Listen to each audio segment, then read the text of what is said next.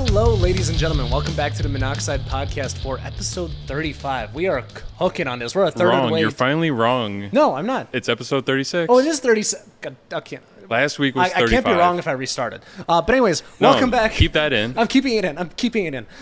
Because I showcase my failures. Because social media will see my failures. Anyways, welcome back to the Monoxide Podcast. I'm your host, Harris, a.k.a. Monoxide, photographer, videographer, man of many automotive ambitions. And I'm here with my really saucy, spicy co-host today who's causing some trouble. Yeah. I'm Sean. now Latino. Hola.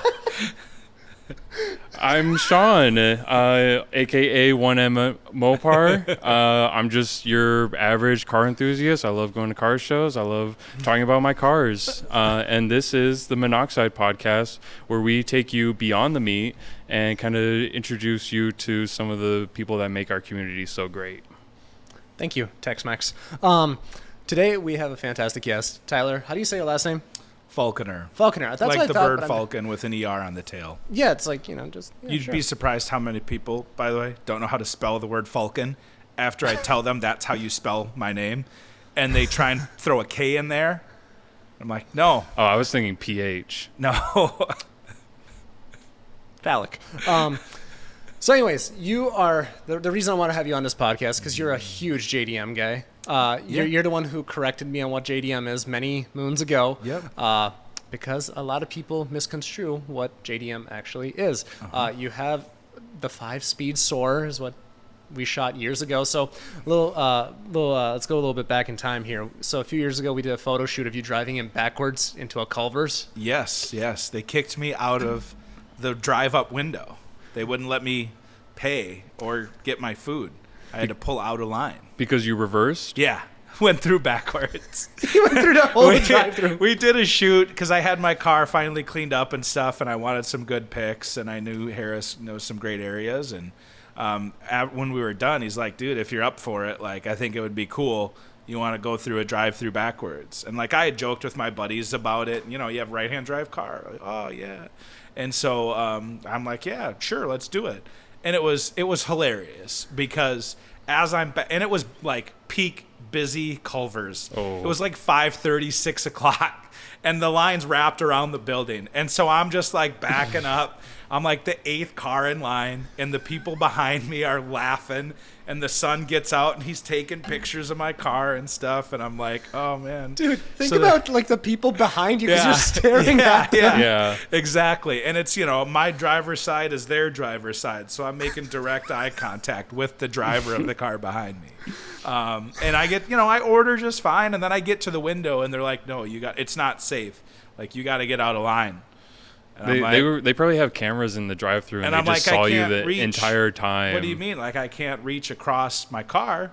So they were very nice about it. They're just whatever. One of them was a little spicy with you, though. Yeah, I came out. They grabbed my debit card, brought my food out, brought my debit card back. It was all right. I get it. But that is still, by the way, my background picture on my Facebook profile because I love it. It's great. Yeah, I sent your Facebook page to him because like Sean doesn't know you, didn't know you beforehand or whatever. So sometimes what we'll do is just send each other, the upcoming guests like profiles and all that stuff, so he can creep on you. Yeah, we study, not stalk. What's stalking? I don't know how I feel about stalking. Is just intense studying. Intense studying.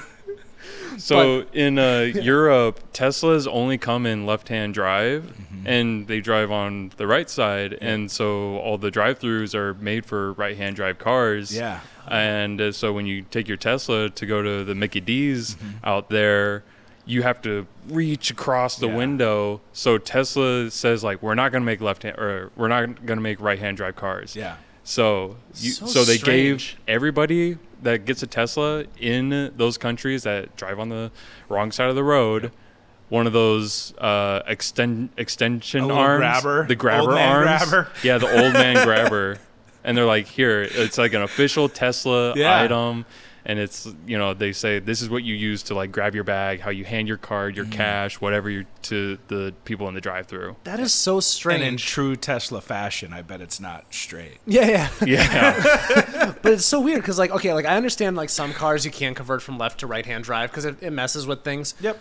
But the batteries on the ground. There's nothing. There's no steering column. Yeah. I mean, Elon, what are you doing? They probably just don't have the facilities. Yeah. You know, everything's so like on a line Yes. just to make like that separate line. they're barely. I mean, my hot take: Tesla's like barely hanging on. Yeah. I mean, They're overvalued. 100% There's no way that they should be worth what they are. correct. I'm going to chime in and say that I'm not nearly educated enough to talk about this topic and say whether they're valued or undervalued because I don't care. I mean, we got better it's, cars. It's crazy Yes. because if your owner makes a tweet and that makes your stock price goes down, then it's more not a tweet evaluation now. What do about the person. It's an X now. What do they call it? They changed the name. Right. But okay, here's the deal though. The company because formerly the whole known tweet as thing. Twitter. The whole tweet thing though, it's like it's uniquely special to Elon because he's the only CEO that tweets. Yep. I don't even know who the McDonald's CEO is. What are you talking about? There's so many CEOs on Twitter that use it, but they use it very poorly. That's what I'm saying. Like Well, you could cracked it. argue who uses it poorly, right? I'm sure if you are a Tesla stockholder or a X stockholder, Twitter, whatever, you would probably argue that Elon Musk uses it poorly, right? If he tweets something and the value tanks. Yeah.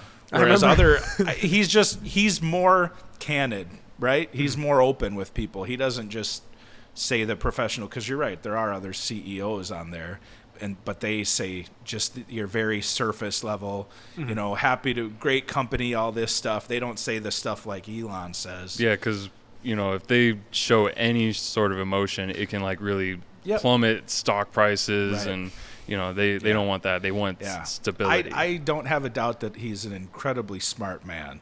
I just think that when it comes to building cars, he's not building cars, right? He's selling technology. That I get. I mean, but you got to build a good car. To be the smartest man would be to not buy Twitter for $50 billion When it's and worth then a lot crash it down to, Yeah. I think it's worth like $8 billion now. Yeah. It doesn't. No. Okay. What do you mean it doesn't matter? What are you talking about? It doesn't matter because it's not public, Sean. You can't put a value on something that's not public. Okay, he spent $50 billion. That's great, He is and now it's hemorrhaging money. private. If he Yeah. wanted to sell it, It's not real today, money anyway. That's it what I'm is- saying. It's it's not all real fake. money. All money's fake. The aliens are coming. It's all over. Look up Aliens Bluebeam. are already here, bro. They announced it. Yeah, Project and Bluebeam. nobody Anyways. even blinked. Anyway. Right? Anywho. Oh yeah, aliens, cool. Anyway, it's $20 for a loaf of bread. oh yeah. Okay, can we? Okay. As much as Tangent. I want to go Yeah, down yeah. this rabbit hole, I really do. You ever see that video? It was it's a skit, and they're saying it's the U.S. government. They're saying, yeah, there's aliens, and they're been around for a long time. And then somebody in the crowd asked, like, did we by chance find oil in a Yeah. African country? And they're like, you got us. Right. Speaking of oil, let's get back to what the show's actually about. Yeah. Motor oil, and not. I don't care about Elon. Like, listen, I get it's it. hilarious, but Yep. like, it doesn't affect my day to day. Right. You're affecting my day to day by being here right now. So let's talk about you. Yeah. So you have the GR Corolla. Yes. You have the Toyota Soarer. Yep. Tell us. Okay, so how have you been enjoying the GR Corolla? Oh, so Did you get sticker for it? actually, I got $1,000 off. Oh. So here's the deal. I will say this first and foremost. I am the most biased. I'm like a Vikings fan defending Kirk Cousins, except it's Toyota. Like, I'm delusional, right? And I think that they make the best cars. I was so excited for the GR Corolla. And I'm such like I worked at Toyota dealerships for 9 years. And when they leaked, I'll never forget it. It was September of 21, and they leaked a commercial, and it was for the GR86, and in the background was this Corolla hatchback that like looked not like a Corolla hatchback. And I'm like, what's that? And because I had been with Toyota for so long, I had relationships with some of the Chicago-based corporate people, and so I texted one of them, and I had a screenshot, and I was like, hey. I asked her, I'm like, what's this, like, in the background?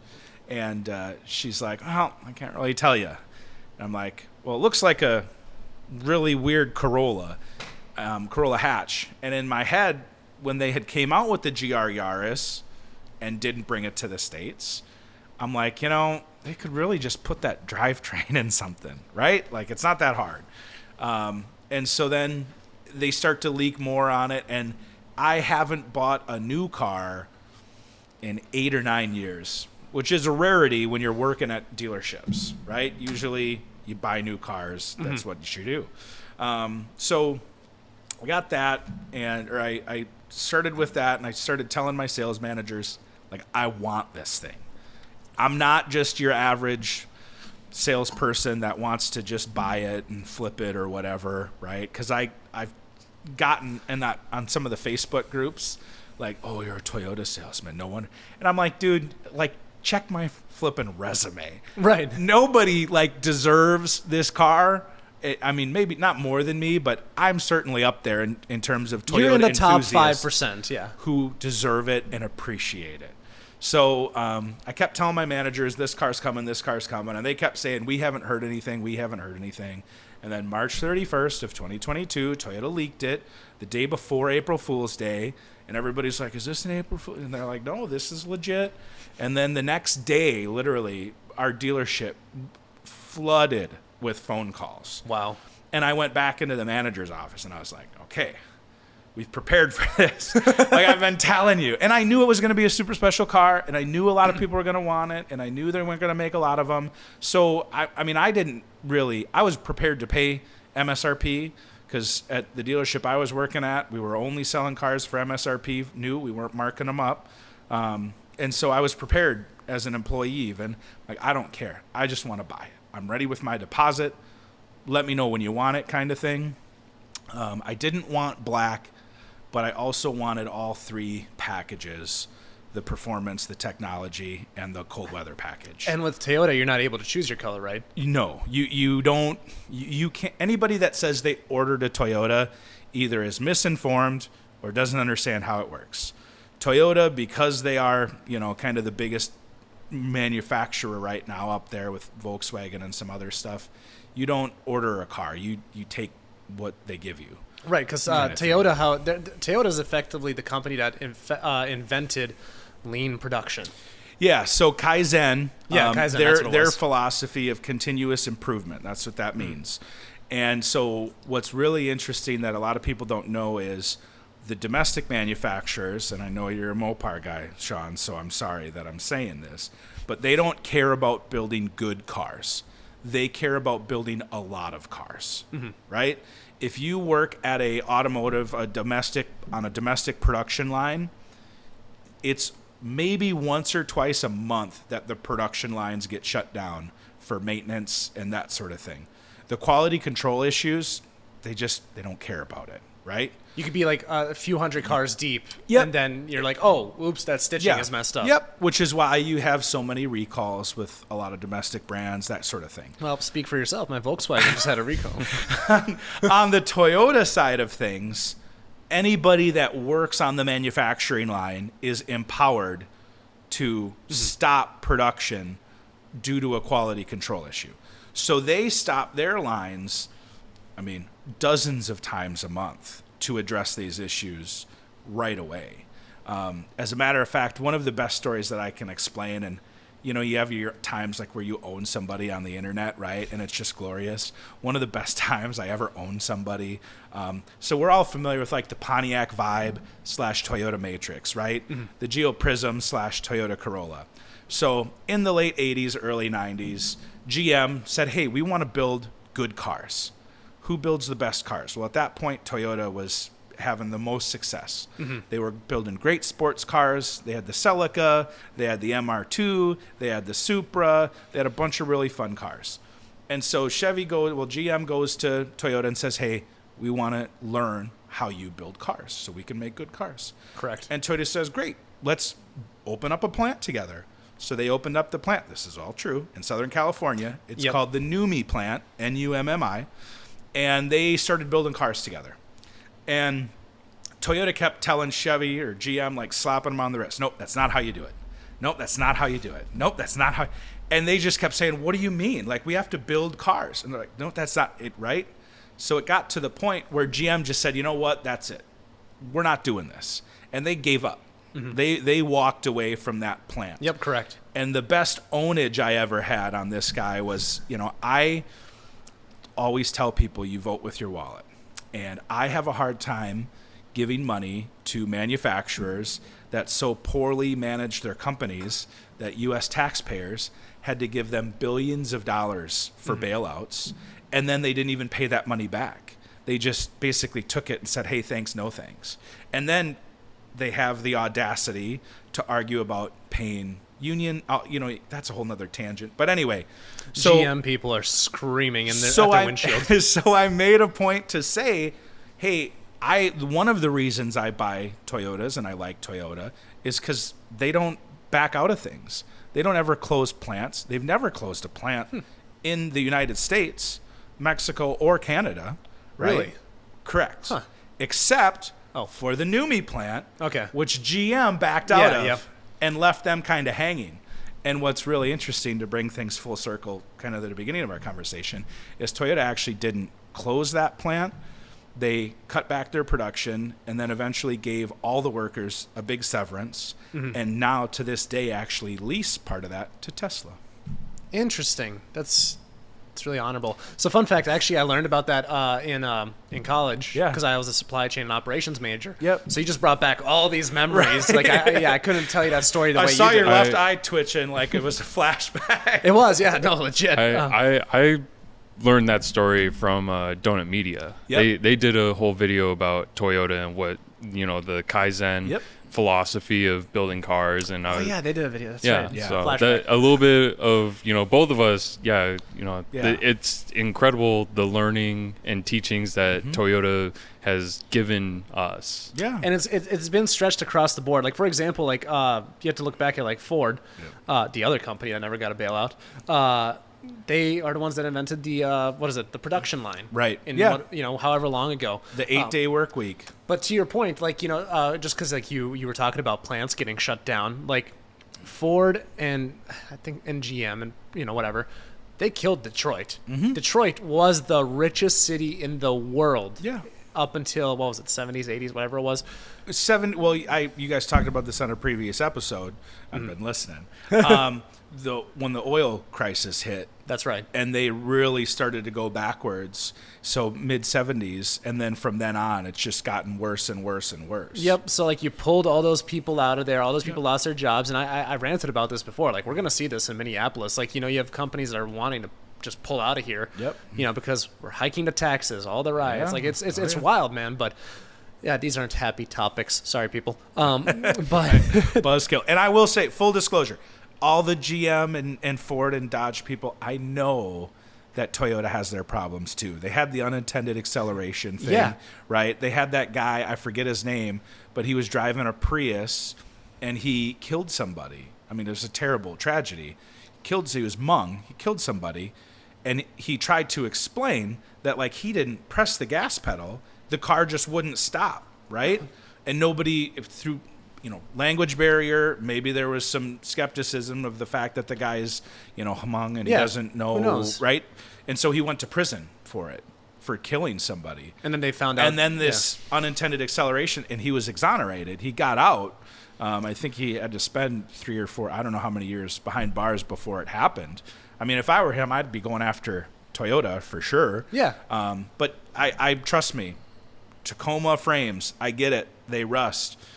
Sequoia frames, Tundra frames, but so do Chevys, so do Fords. The rust thing for me, it's a weird one because everything rusts, especially if you're like in Minnesota or the Rust Belt. So what's so interesting to me is I think that shows the mindset of the buyer, right? Because Fords rust, Chevys rust, Mopar, they all rust, right?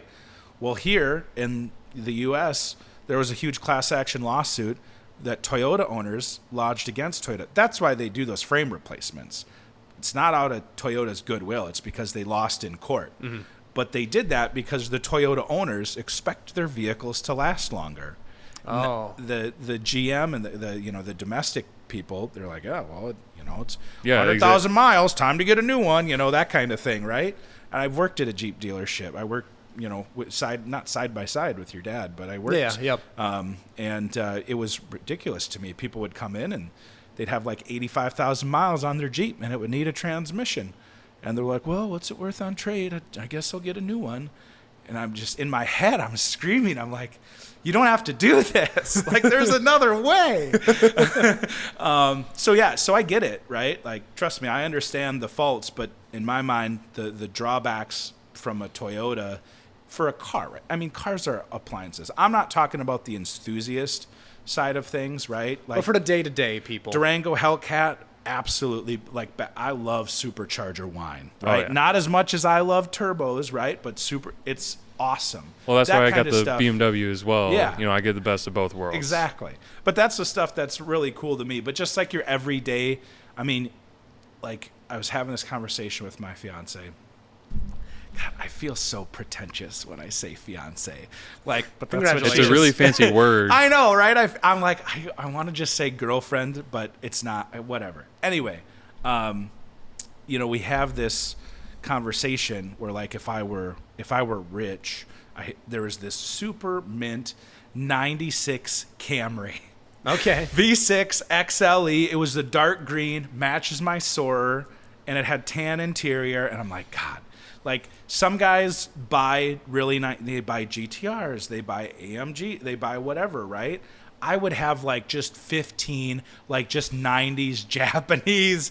Like, that's what I would do. I wouldn't buy one $50,000, $75,000 car. I would buy like 8, like $5,000 to $10,000, just super nice, low mileage Japanese cars. Yeah, that's like when you drive by that one house in, like, some, like, maybe in your neighborhood, there's just one guy who just buys cars and fixes them up, Yeah. and his niche is Toyotas. Right. So he just buys 90s Toyotas, fixes them up, and he's like, well, I don't want to get rid of I it. know. Like, it's my baby now. Like, I Right. fixed it up. It looks good. Trust me, I'm all about that. And that's right. It was like a $4,500. I won't forget it. It was beautiful. I messaged my girlfriend. I was like, God, this is why I wish I were rich. And she's like, well, you don't have to be rich to afford a That's what I was just $4,500 car. And I said, well, no, trust me, it wouldn't stop at just one. Like, I'd want to have like 50, 60 grand that I could play with. That was just That's still not completely- rich. That's just like, completely, yeah. Disposable income where I can be like, oh, beautiful 90s car, mine, shipping on, that kind of thing, right? Yeah. Yeah. You see that a lot on like Bring a Trailer, and it's like these cars, they look really nice, but they're older, Yeah. and they're not like as collectible or collectors. They're Yeah. not sporty, but they sell for like less than $5,000, and you're like, that's not a bad car to No, own. Like, it that's what I'm looks saying. super cool. It's different Yeah. and unique. Like, I'd buy that. One of the things that seems to be a popular saying on this podcast is that's a great segue. We have to. So that's why I bought my Soarer, is I wanted something different. So I had a motorcycle for like 2 years. It was a Ninja, like EX 650. So not like a crotch rocket, but not like a roadster, kind of Right. like a sport bike type thing. You sit a little more upright. It only did like $125, right? Initially on a motorcycle, that's really fast. That is really fast. But once you get used to it, you're like, God, I'm just sitting here wide open, 125, just like, it's boring, right? You lose the adrenaline. And I wanted to go faster. And I knew, being on a motorcycle, I had like 3 near-death experiences. My last one, I was leaving Walser Chrysler Jeep Dodge Ram. Mm-hmm. And I came south on 169 and got on 494 east. And I was crossing 3 lanes of traffic, because that's what you do on a motorcycle. Right, You yeah. drive like an idiot, right? I had it wide open, and I go around this box truck, and in the middle of the road is a big chunk, probably like a 2-foot chunk of a semi-tire tread that had fallen off. And I'm headed straight for it. And I'm like, oh, this is it. Like, this is where I die, right? I was doing like 110 miles an hour. I'm going to hit this thing, and that's all she wrote, right? I just leaned back a little bit off the front wheel, right? Just kind of leaned off the seat, tried to take a little pressure off. Fortunately, drove right over it with no issues.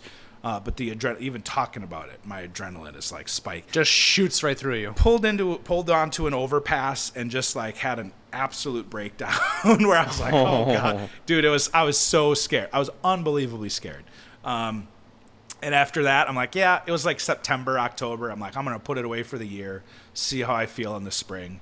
And the spring I was like, nah, it ain't for me.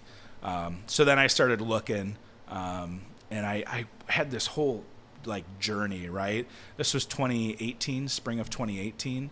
So like cars were still cheap. Like I had a C5 Corvette. Back in my day. Dude, that's what I feel like, right? It's like everybody lived 15 years in the I last could get 5. a Miata for a nickel. Right? Yeah. I had to walk uphill to the dealership both ways, that kind of thing. But like I had this C5 Corvette that my cousin found for me out in Southern California, and the guy wanted like $13,000 for it. Remember those days? It was like Victory Red, Torch Red, whatever, fixed roof, 6-speed, and he had a twin turbo kit that had been on it, but he took it off. And so he was trying to sell them separately. I found him on like a Corvette forum, and he wanted like $17,000 for the whole setup. And I was like ready to pull the trigger. Twin turbo on that would have been what, like 650, 750 wheel? Yeah, that's about what he had some dyno. I don't remember exactly. Well, but that seems crazy because what is the C5 base like 300? They're 380, 390, I think, for the LS1. Oh, for the LS1. Yeah, you don't get a ton more power out of them. I mean, unless you really built it. If you go to the Z06, it was like 405, I think. Oh, okay. But that was a lot of suspension stuff and like titanium, like valve springs and all sorts of crap. I did my research on. I'm a research nerd. Once I find something, I like focus in on it. That's by side note. You want to know what you're getting into, yeah. People always ask me like, how do I get really good deals on vehicles? And how I get really good deals on vehicles is being educated and knowing when a good deal comes. Yeah. So I'm not the person that's like, God, I should have bought that one. Yeah, you don't jump on the first one. Nope. You do. You jump on the right one. You do a lot of research on what happened in the past. This doesn't apply to cars only, by the way. and you see that's like why I'm engaged. Yeah, you see what's going on in the market currently, and look at what's going on in the past, and then you can kind of like guess what's going to happen in the future, and you're like, okay, well, when that like price hits, then like snap it up. Speaking of the market, by the way, just a quick 10-second tangent here. I don't know if you saw this the other day, Sean, but on Bring a Trailer, a 2013 Viper just sold for $200K.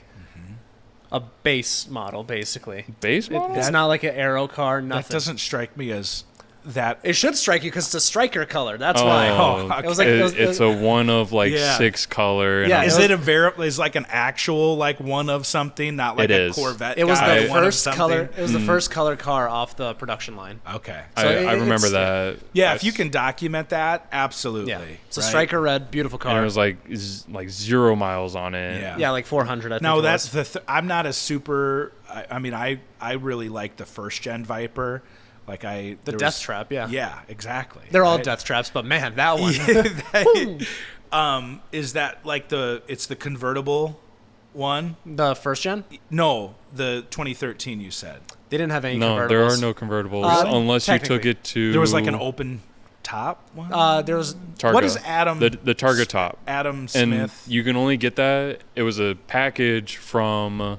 Prefix, yeah, but it was like 25. But I think you're talking about the Gen 3, Gen 4. That's what Adam has. Yeah. Oh. With the convertible, yeah. Okay, so not the same. Style. No, not the same. Yeah. So Gen 5, the last generation is 2013 plus. Gen 1 didn't even come with a roof. They were just open top. I know. Yeah, that's what I'm saying. That's badass. It's like, here, take a tent. Yeah.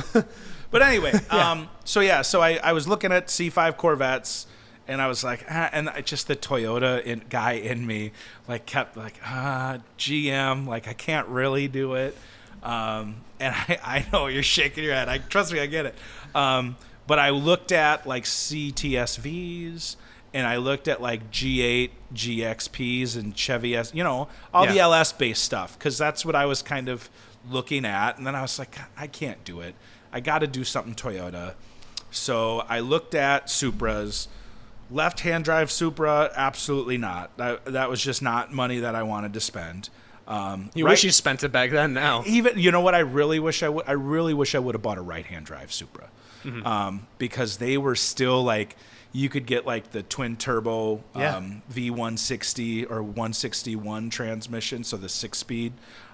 You could get those for like 30 grand. They were stupid cheap yeah, back then. and back then people were like 30. You know, that the pricing was as it was. Now they're like, wow, 30 50, grand for a 60. 90s car? That's crazy. Now And they're it's 50, like, 60, 70 grand for the right-hand drive. And those are like Yeah. the ones that started out NA Auto and have been like swapped. Like rollers are 30 grand. You know, that kind of stuff. It's wild. So Yeah. I realized I wanted something turbocharged.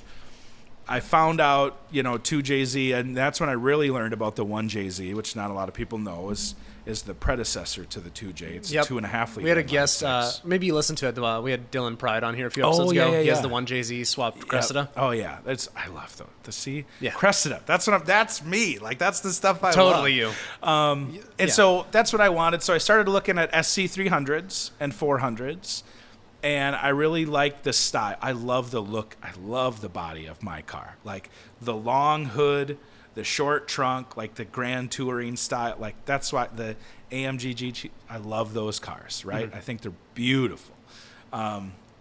Jaguar XK8. That's like one of my secret wants. Okay. It's one of those. I mean, they're not drivers' cars, but they're beautiful. They're fun. That kind of thing. yeah, they're basically art pieces. Exactly. So, so what I started looking at was those, and then I'm like, well, I'd have to swap in an engine or do like a swap with a turbo and all sorts of stuff, and to get a clean SC 300 or 400, those things have all been just beat to hell. Yeah. Right. So then I found out about the Soarer, and I made a contact with a great guy, Brian Janish, with Top Rank out in California. Okay, yeah. And I bought my Soarer. They shipped it to me. I think I paid like 12 grand for it. Completely stock, manual transmission. Really clean car. Yeah. I came with stock wheels and everything, right? And it was so much fun. The only thing that like the AC didn't work, but whatever. Open windows. Don't care. Exactly. Drive faster. Yeah, 100%. So I've had that for 5 years, and I've done a lot of stuff, wheels and tires, coilovers. The big problems I guess that I've had now is the ECU went bad, which is super common on those 90s Toyotas. The capacitors leak, so I had to replace the ECU. I just did another stock ECU. I did a single turbo conversion. Originally, I did the cheap way with a kit from Drift Motion. It's like $1,700, and I got a 6262 like Chinese precision knockoff turbo. That blew out on me last summer.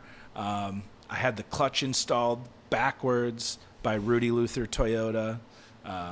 Yeah, it was a whole thing. So there was like, in the last 3 years, I've driven my car probably like 600 or 700 miles. Yeah. And the lion's share of that is I went to Power Cruise 2 years ago with it and had a blast. And the clutch was starting to go out on my way home, which is why I put in the upgraded clutch, because I already have an ECU for it.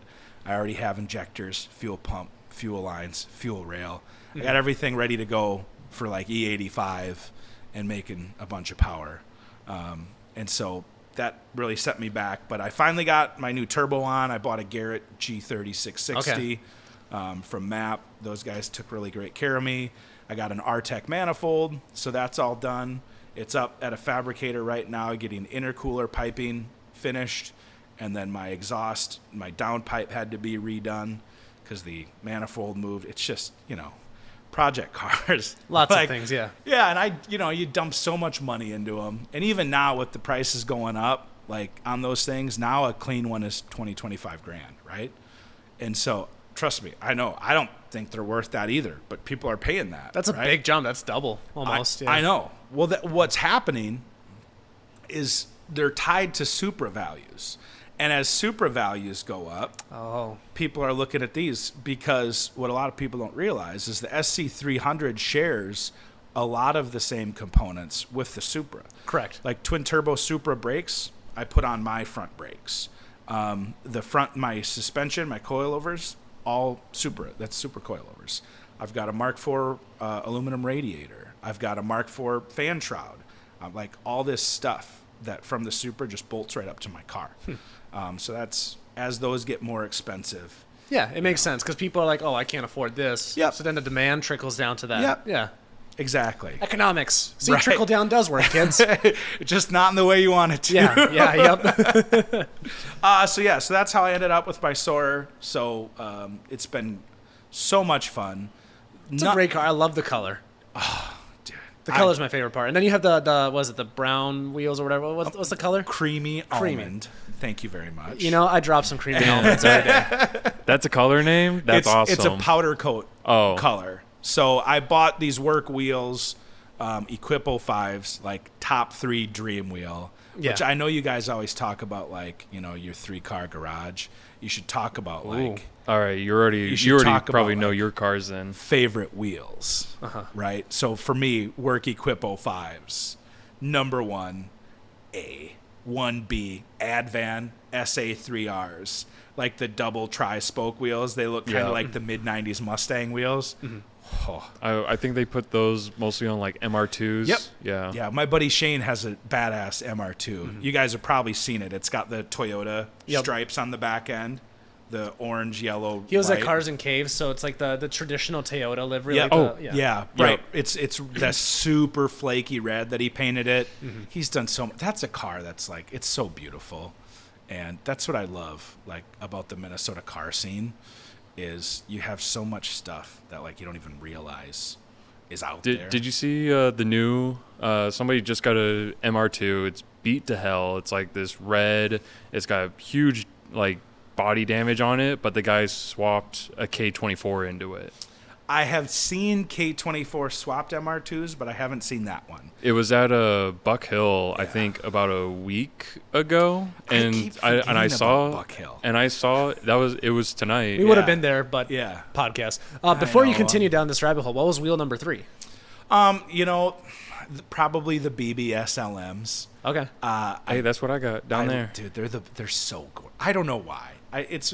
You can't explain it. The multi-spoke, it's just, absolutely amazing. What I originally wanted, oh gosh, I've already forgotten what they're called, but they're the classic, I think it's called like the waffle or... Were they blue?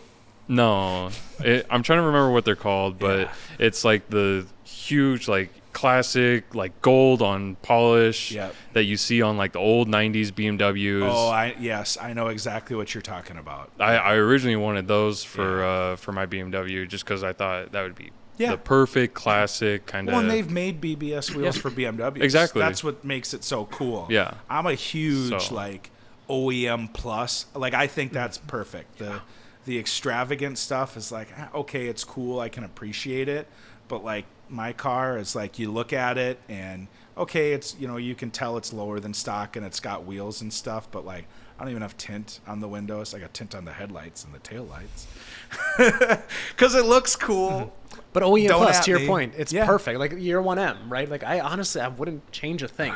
Like it just looks how it's supposed to. But that's the disease, right? As like car people, like we just can't help ourselves. Like we're like I'm amassing. I've got my work wheels, right, and I'm buying slowly but surely a set of super Advans from Japan and having them shipped over so that I can get them rebuilt and everything. It's like, I know you can't stop, man. Yeah, I just don't like. I love seeing other people like push the envelope, like for exterior cosmetics, like wide body, big spoiler, hood, and all these aero bits. But it's like for my cars, I just think it either look goofy or it would just ruin the vehicle. And I know there's like some like OEM plus stuff people put on like 1Ms, and that would be like a M spoiler that they put special on like the safety car on a 1M like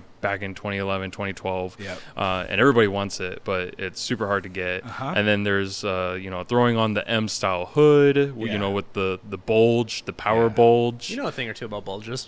So let me flip the podcast here real quick. Sure.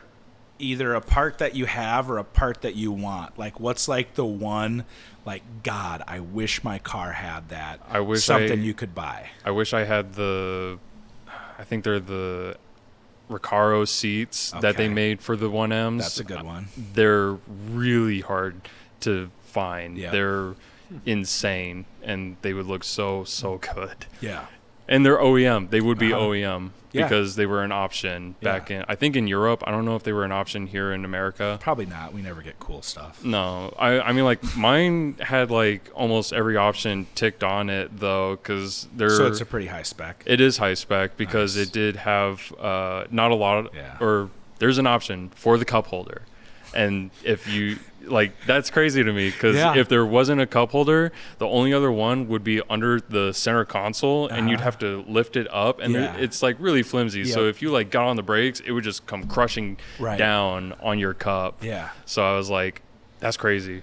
Can we take a moment and acknowledge how psychotic this is? Because like you just mentioned that there's like, we don't get cool stuff in America. Like there's a lot of stuff we just don't get. Right. Did you see the guy down in Florida? I believe it was Fort Lauderdale, maybe. He has the only M wagon, like the new G82, whatever. Oh, yeah. Oh, I see. Who that. the fuck did he bribe to get that car legal here in the States? Well, Was it a show car? just because it's here doesn't mean it's legal. I mean, I know a thing or two about importing legal cars. Perfect for a segue. Because that's the other thing. You are a part of a company that imports cars, correct? Yeah, Nen-Tek Garage All is right. the name. So personally, like all I really know about is Top Rank, Brian. Yep. I Yep. think, whatever. So tell us a little bit about where you're from or what you're doing over yeah. there. So Nen-Tek Garage was started by my friend Brandon. Brandon and I became friends because he had this beautiful Lexus SC300 NAT build to like 700 horsepower. It was a gorgeous car. Absolutely. You talk about OEM plus. Like he had the Supra, the Supra wheels with big fat tires, and the car, except for like the seats and the ride height, again, pretty much looked stock. But it was T56, like twin disc clutch. It was a gorgeous car. He's an engineer, and he's just very precise, and his cars reflect that. And this car was beautiful. So anyway, that's how we met. We both had green Z30 chassis cars. He also, like, his middle name is Tyler. He has a son named Tyler. Okay. That's how we kind of bonded. Tyler people, we stick together, right? Hey, I've never met a Tyler that's like not cool. Okay, for anybody out Oh, no, there, I'll the definitely warn- disagree with that. I've Let met me- oh. not cool Tylers, but cool with each other. I don't know. I haven't seen a Tyler beef with another Tyler yet. No, because we know we're all cool. Oh yeah, I mean, like if I met somebody that was named Sean, as long as it was the proper spelling, SHA. wrong.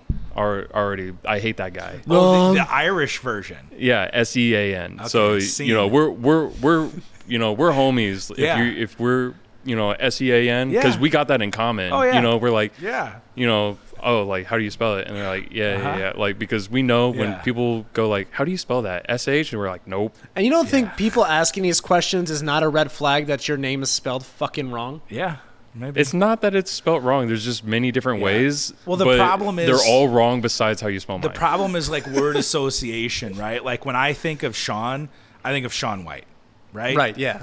Like Flying tomato. exactly. So when I think of the name, or Sean Kemp, right? To go back into my day. You lost me. NBA Jams. Oh, dude, great game. Anyway, so you'll never meet a Tyler unless he goes by Ty. That's a huge red flag. If his name is Tyler and he Two goes, guys that work for and he Chaz and goes Jess by go by Ty. Ty. They're cool. I like them. And what about you, Harris? What do you mean? You only have one R in your name. My parents Yeah. couldn't afford the other R. Leave me alone. Do you ever have to make that like Distinction? specification? Yeah, like distinction. All Like the it's time. Harris with Oh my- one R. Yeah. No, people are like, is it pronounced Horace? And I'm just like, and my math teacher, smoke show, by the way, in 7th grade. No, I'm not even kidding. What was his name?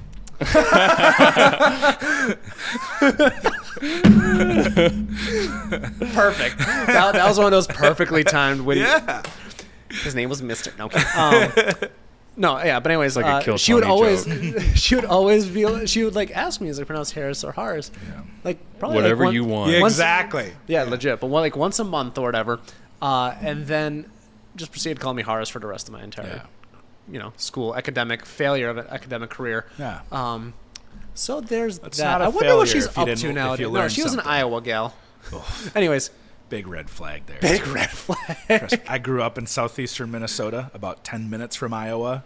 Trust me, Iowa plates, get around them as soon as you can. Your life will be better for it. Yeah, idiots on wheels ahead. IOWA. Idiots out wandering around. Sure, I'll take. Hey, same logic applies. So Import cars. Nen-Tek Garage. Yeah, so Brandon started the business like 3 years ago. He was in the Marines, was in Okinawa, all these cool cars. Kind of like me. He's similar to me in age. He's a little older. But we grew up, playing Gran Turismo and racing Skylines and all that sort of stuff.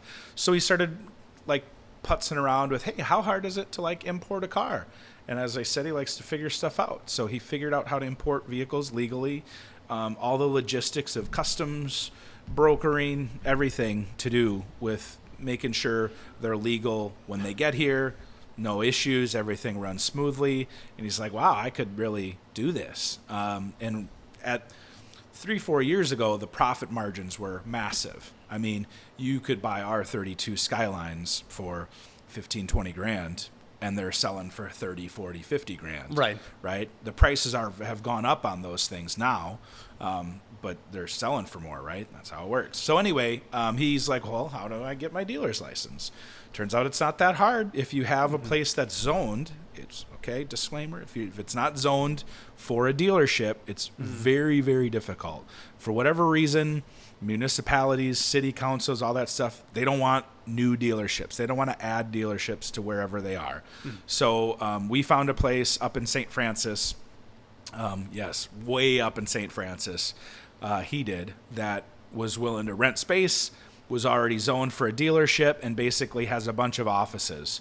So it's a bunch of really small dealerships that all have their own office and they all have a few parking spots, kind of thing, and started the business. And at that point, when I sort of caught wind of it, I was like, dude, like, this is what I meant to do, right? Like, I am an import guy, like JDM import guy, right? Like, this is what I love. Let me help you. I want to get involved in this business.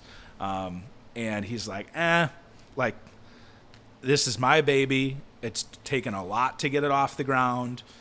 I'm just going to handle it myself. Like, okay, well, dude, if you ever need help, let me know. And how long ago was this conversation again? This was probably 2.5 years ago. Okay. He had been doing it maybe for 6-8 months at that point. Okay. And I just said, let me know when you need me. I absolutely have the skill set, because I've done a bunch of things at car dealerships. I've been, used car manager. I've been a general sales manager. I've done the F&I stuff on the back end as well, and sales, obviously. So I'm like, this is what I do. Like, let me help you. And then probably another 6 months goes by. Their third child is now on the way, and he's like, I'm getting a little busy. The two older boys are football, hockey, and baseball, so they're all over the place. And he's like, I don't have the time. So he brought me in to be kind of the customer-facing side of the business.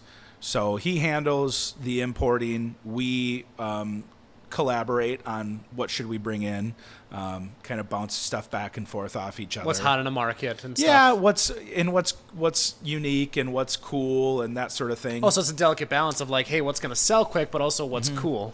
Yeah, I mean, the cool part. So here's the thing. We've just recently, on Monday, actually, we sold this R33 GTR V-Spec. And we had the thing, I love R33s. That's one of my favorites. I hear V-Spec and I just go, that's money. It was a beautiful car, right? I'm not going to say what we sold it for. We had it listed for $70,000. And it was a beautiful car. Had Advan TC4 wheels, some Nismo Aero. He did a bunch of maintenance to it. We did new coil over it. We did a bunch of stuff, right? He owned it. Well, the dealership owned it for probably like 1.5 years and drove it because he really wanted the car. But it takes a lot to sell a $65,000, $70,000, $80,000 25-year-old car. Right? Not everybody. It's a niche market. Exactly. And the people in sales, we always talk about your funnel, right?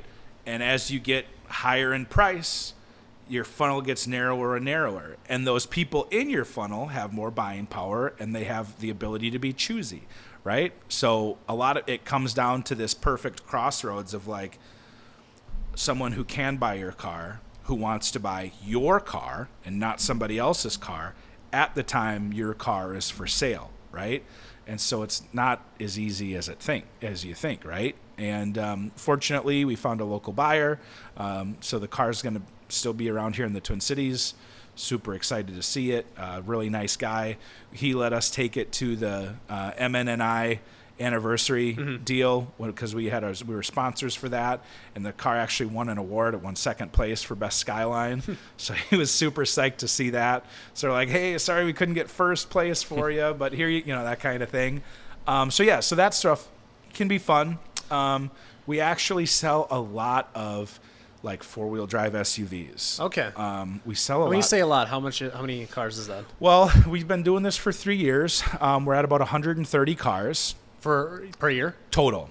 Okay. Right. Oh, total. Okay. So yeah, correct. That's actually pretty good still. Yes. That's really good. Well, so you talk about economy of scale, right? Mm-hmm. It took us almost 2 years to sell the first 100. Right. And we've already sold the next 30 in the last 8 months. Mm-hmm. So you're on pace, well, year over year, the same. Correct. Yeah, 50 average per year. What we have is we've been able to secure a little more storage space where we're at, so we can bring in a few more cars. Okay. It's funny, I was listening to your podcast.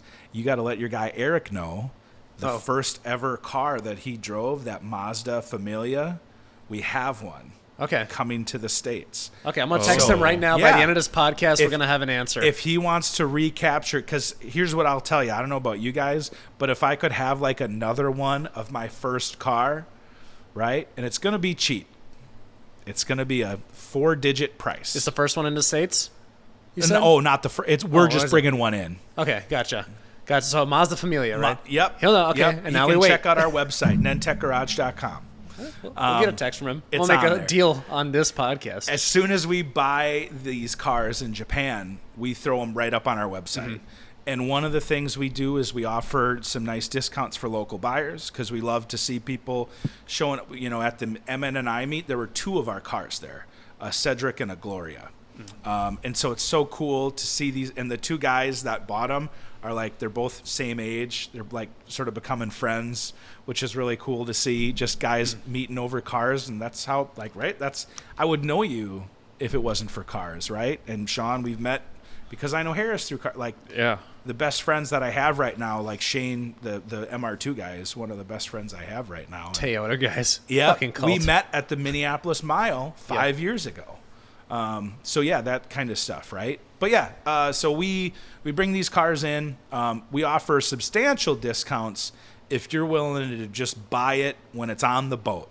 We ship it directly to your house. We give you a Minnesota title.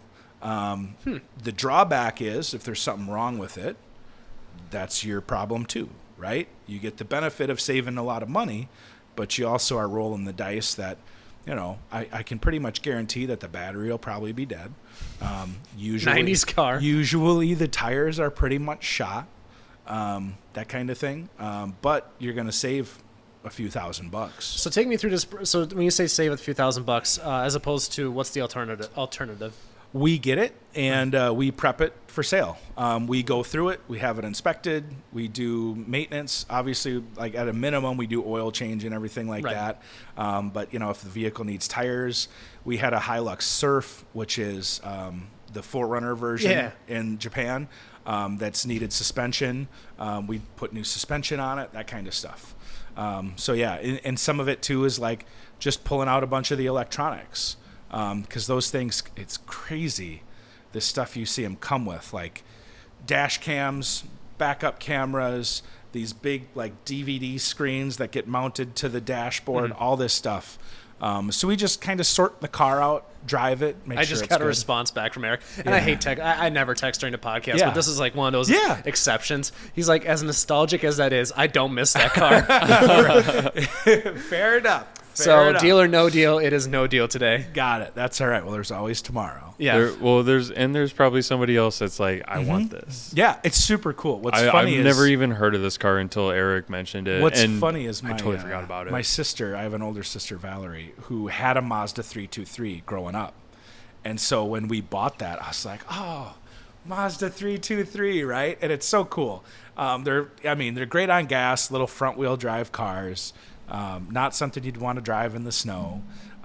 But they're fun. And the right-hand drive side of it, that's what makes it such a good market. Is I would argue that you're better off buying a right-hand drive car than you are like a cheap car from the States. Because people in Japan take way better care of their stuff. Oh, yeah. And 99% of the time, we're getting these vehicles with no rust. They're in great shape. And Do they salt their roads over there? Because I'm sure they get snow. No. so we don't buy cars from northern. So there's Okay. the main island, the 4 main islands, I believe, and the northmost 2 is where they get more snow. Down by Tokyo and everything like that, where the majority of our cars are sourced from. They don't get any snow. So, Okay. which is weird because we'll see SUVs that come over with snow tires and they've like no rust on them.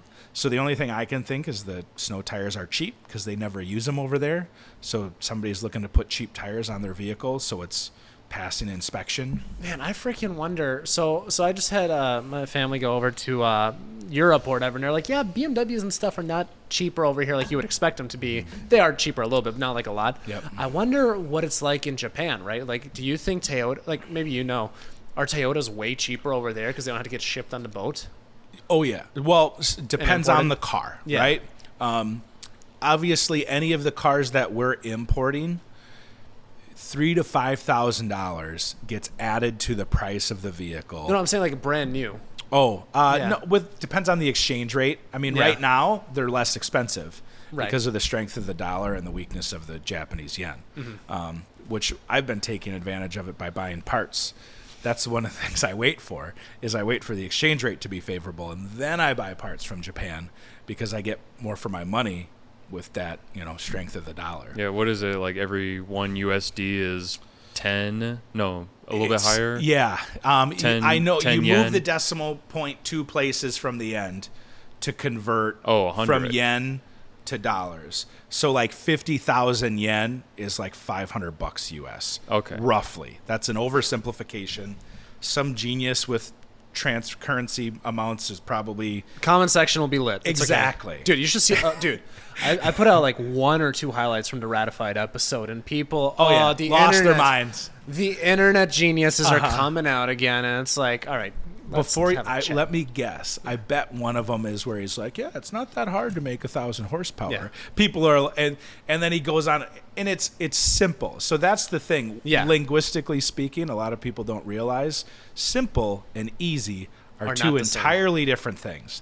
It is a simple recipe, right? It's simple for him because like he knows how to build it. Or for example, like one of the guys was like bitching and moaning about the R&D aspect. It's like it's not simply to R&D. It's like you R&D the part. Yeah. The research and the development's done now. Yeah. Now it's simple. Right. Yep. Anyways, back to imports because Yes. people like. I'm not here to talk about German cars. Oh, okay. Actually, before we get back on the topic, like another little side tangent, like the Mustang video I made. You know which one I'm talking about, the one where yeah. I was ranting about it. Yep. Yeah. Dude. What's that thing? I don't even remember the name of the new GTD. GTG. Yes. What does that mean? I don't care. I don't know. So GT something. But nonetheless, the comment sections Yep. are lit. Like, people are calling me all sorts of things, calling me like, oh my God, entitled millennial. First of all, I'm not even a millennial. Right. I'm too young to be a I'm millennial. an elder millennial. You're right Gen on- Z. Yes. I think I'm Were you like- born in 2000? No, 99. 99. 99. Yeah. So you're I- right on the cusp. No, he came after the cusp. Yeah. So you are a Fuck you Gen and fuck Zer. the cusp. I hate this generational thing, but it's so true. Like, Yeah. but it's weird. Like, people that are 5 years younger than me, dude. Like, it's even though it's not that much, it's crazy how different they are. Yep. It's ridiculous because these are the kids that grew up with just iPads. Like, I was getting introduced to it. Oh, you've talked to iPad kids? I use dial-up internet. Yeah, no, we had a little bit of that too. I was right at the end of dial-up. I remember dial-up. Yeah. I remember the noise. I remember my mom getting on the phone, and I'd be lost pretty connection. pretty upset. But luckily, broadband came shortly after and saved me, so I didn't have to live through. We had to have much of an it. extra phone line just for the internet. Dude, an extra landline just for the internet. I didn't even think you could do that. I used to. You can. I used to freaking watch Thomas the Tank Engine on like the the big recorders. What are they called again? The V something. VCR. It was VCR. It was before VCR. The VHS. Yeah, that's the same thing. VCR plays VHS. Listen, I was a kid. I didn't study VHSs and DRs and all that. But since my parents were immigrants, right? Like I was a few years behind, like regular or not regular, but like the middle class in America. Yep. It's like we were working our way up, and I didn't. As a kid, you don't know these things. Right. Like you never realize, like, oh damn, that was a recession. Like, Yeah. But importing. Yes. Oh my god, how do we keep getting away from this? Because we keep talking about old stuff. probably Well, my fault. you were like side tangent. Well, we're by the talking way. about importing old cars, so Yeah. it's on brand. It is on brand. We're talking about old stuff. Yeah. I think you were the one on the tangent last No, time. you talked about the For the GTD. record, the people that hate on it, I would argue and I would posit that they don't understand it. Exactly. Because you have to look at it from a certain perspective. The people that look at it as I'm not spending $300,000 for a Mustang don't understand that they are not buying a Mustang. They are buying a race car with a Mustang logo on the front. It's not their only car in the garage. That they can Yeah. drive on the street and drive to the track. Now, granted, most of the people buying these, they're not going to drive them on the street. They're going to put them in their enclosed trailer and tow them in their $70,000, $80 whatever $1,000 truck to the, that kind of thing. $80,000 trucks. But- I remember those days. But to buy a bespoke race car for $300,000 is actually a really good value That you can take to the car show. I don't know, because when you compare it to like what cars it's supposed to compete with, GT3s, Smokes and- it. Well, the only thing I GT don't know is I haven't seen any real world comparisons. No, not yet. It's too new. Yeah. I don't even. So think, that's what I'm reserving. Now, granted, my opinion might change if they come out and it gets dusted by everything that it goes up against, right? Then what's the point, Yeah. right? Well, and then it's like, will it depreciate like a Mustang? Yeah. No, Or- because they're only making 5,000. So yeah, we'll Well, take an initial depreciation. That's what hit, they sure. say now. Yeah, we've He got burned Dodge by that people one. Yeah, have Hellcat learned their Durango, lesson. yeah. Hellcat Durangos, the Yeah. Dodge Demon. Yeah.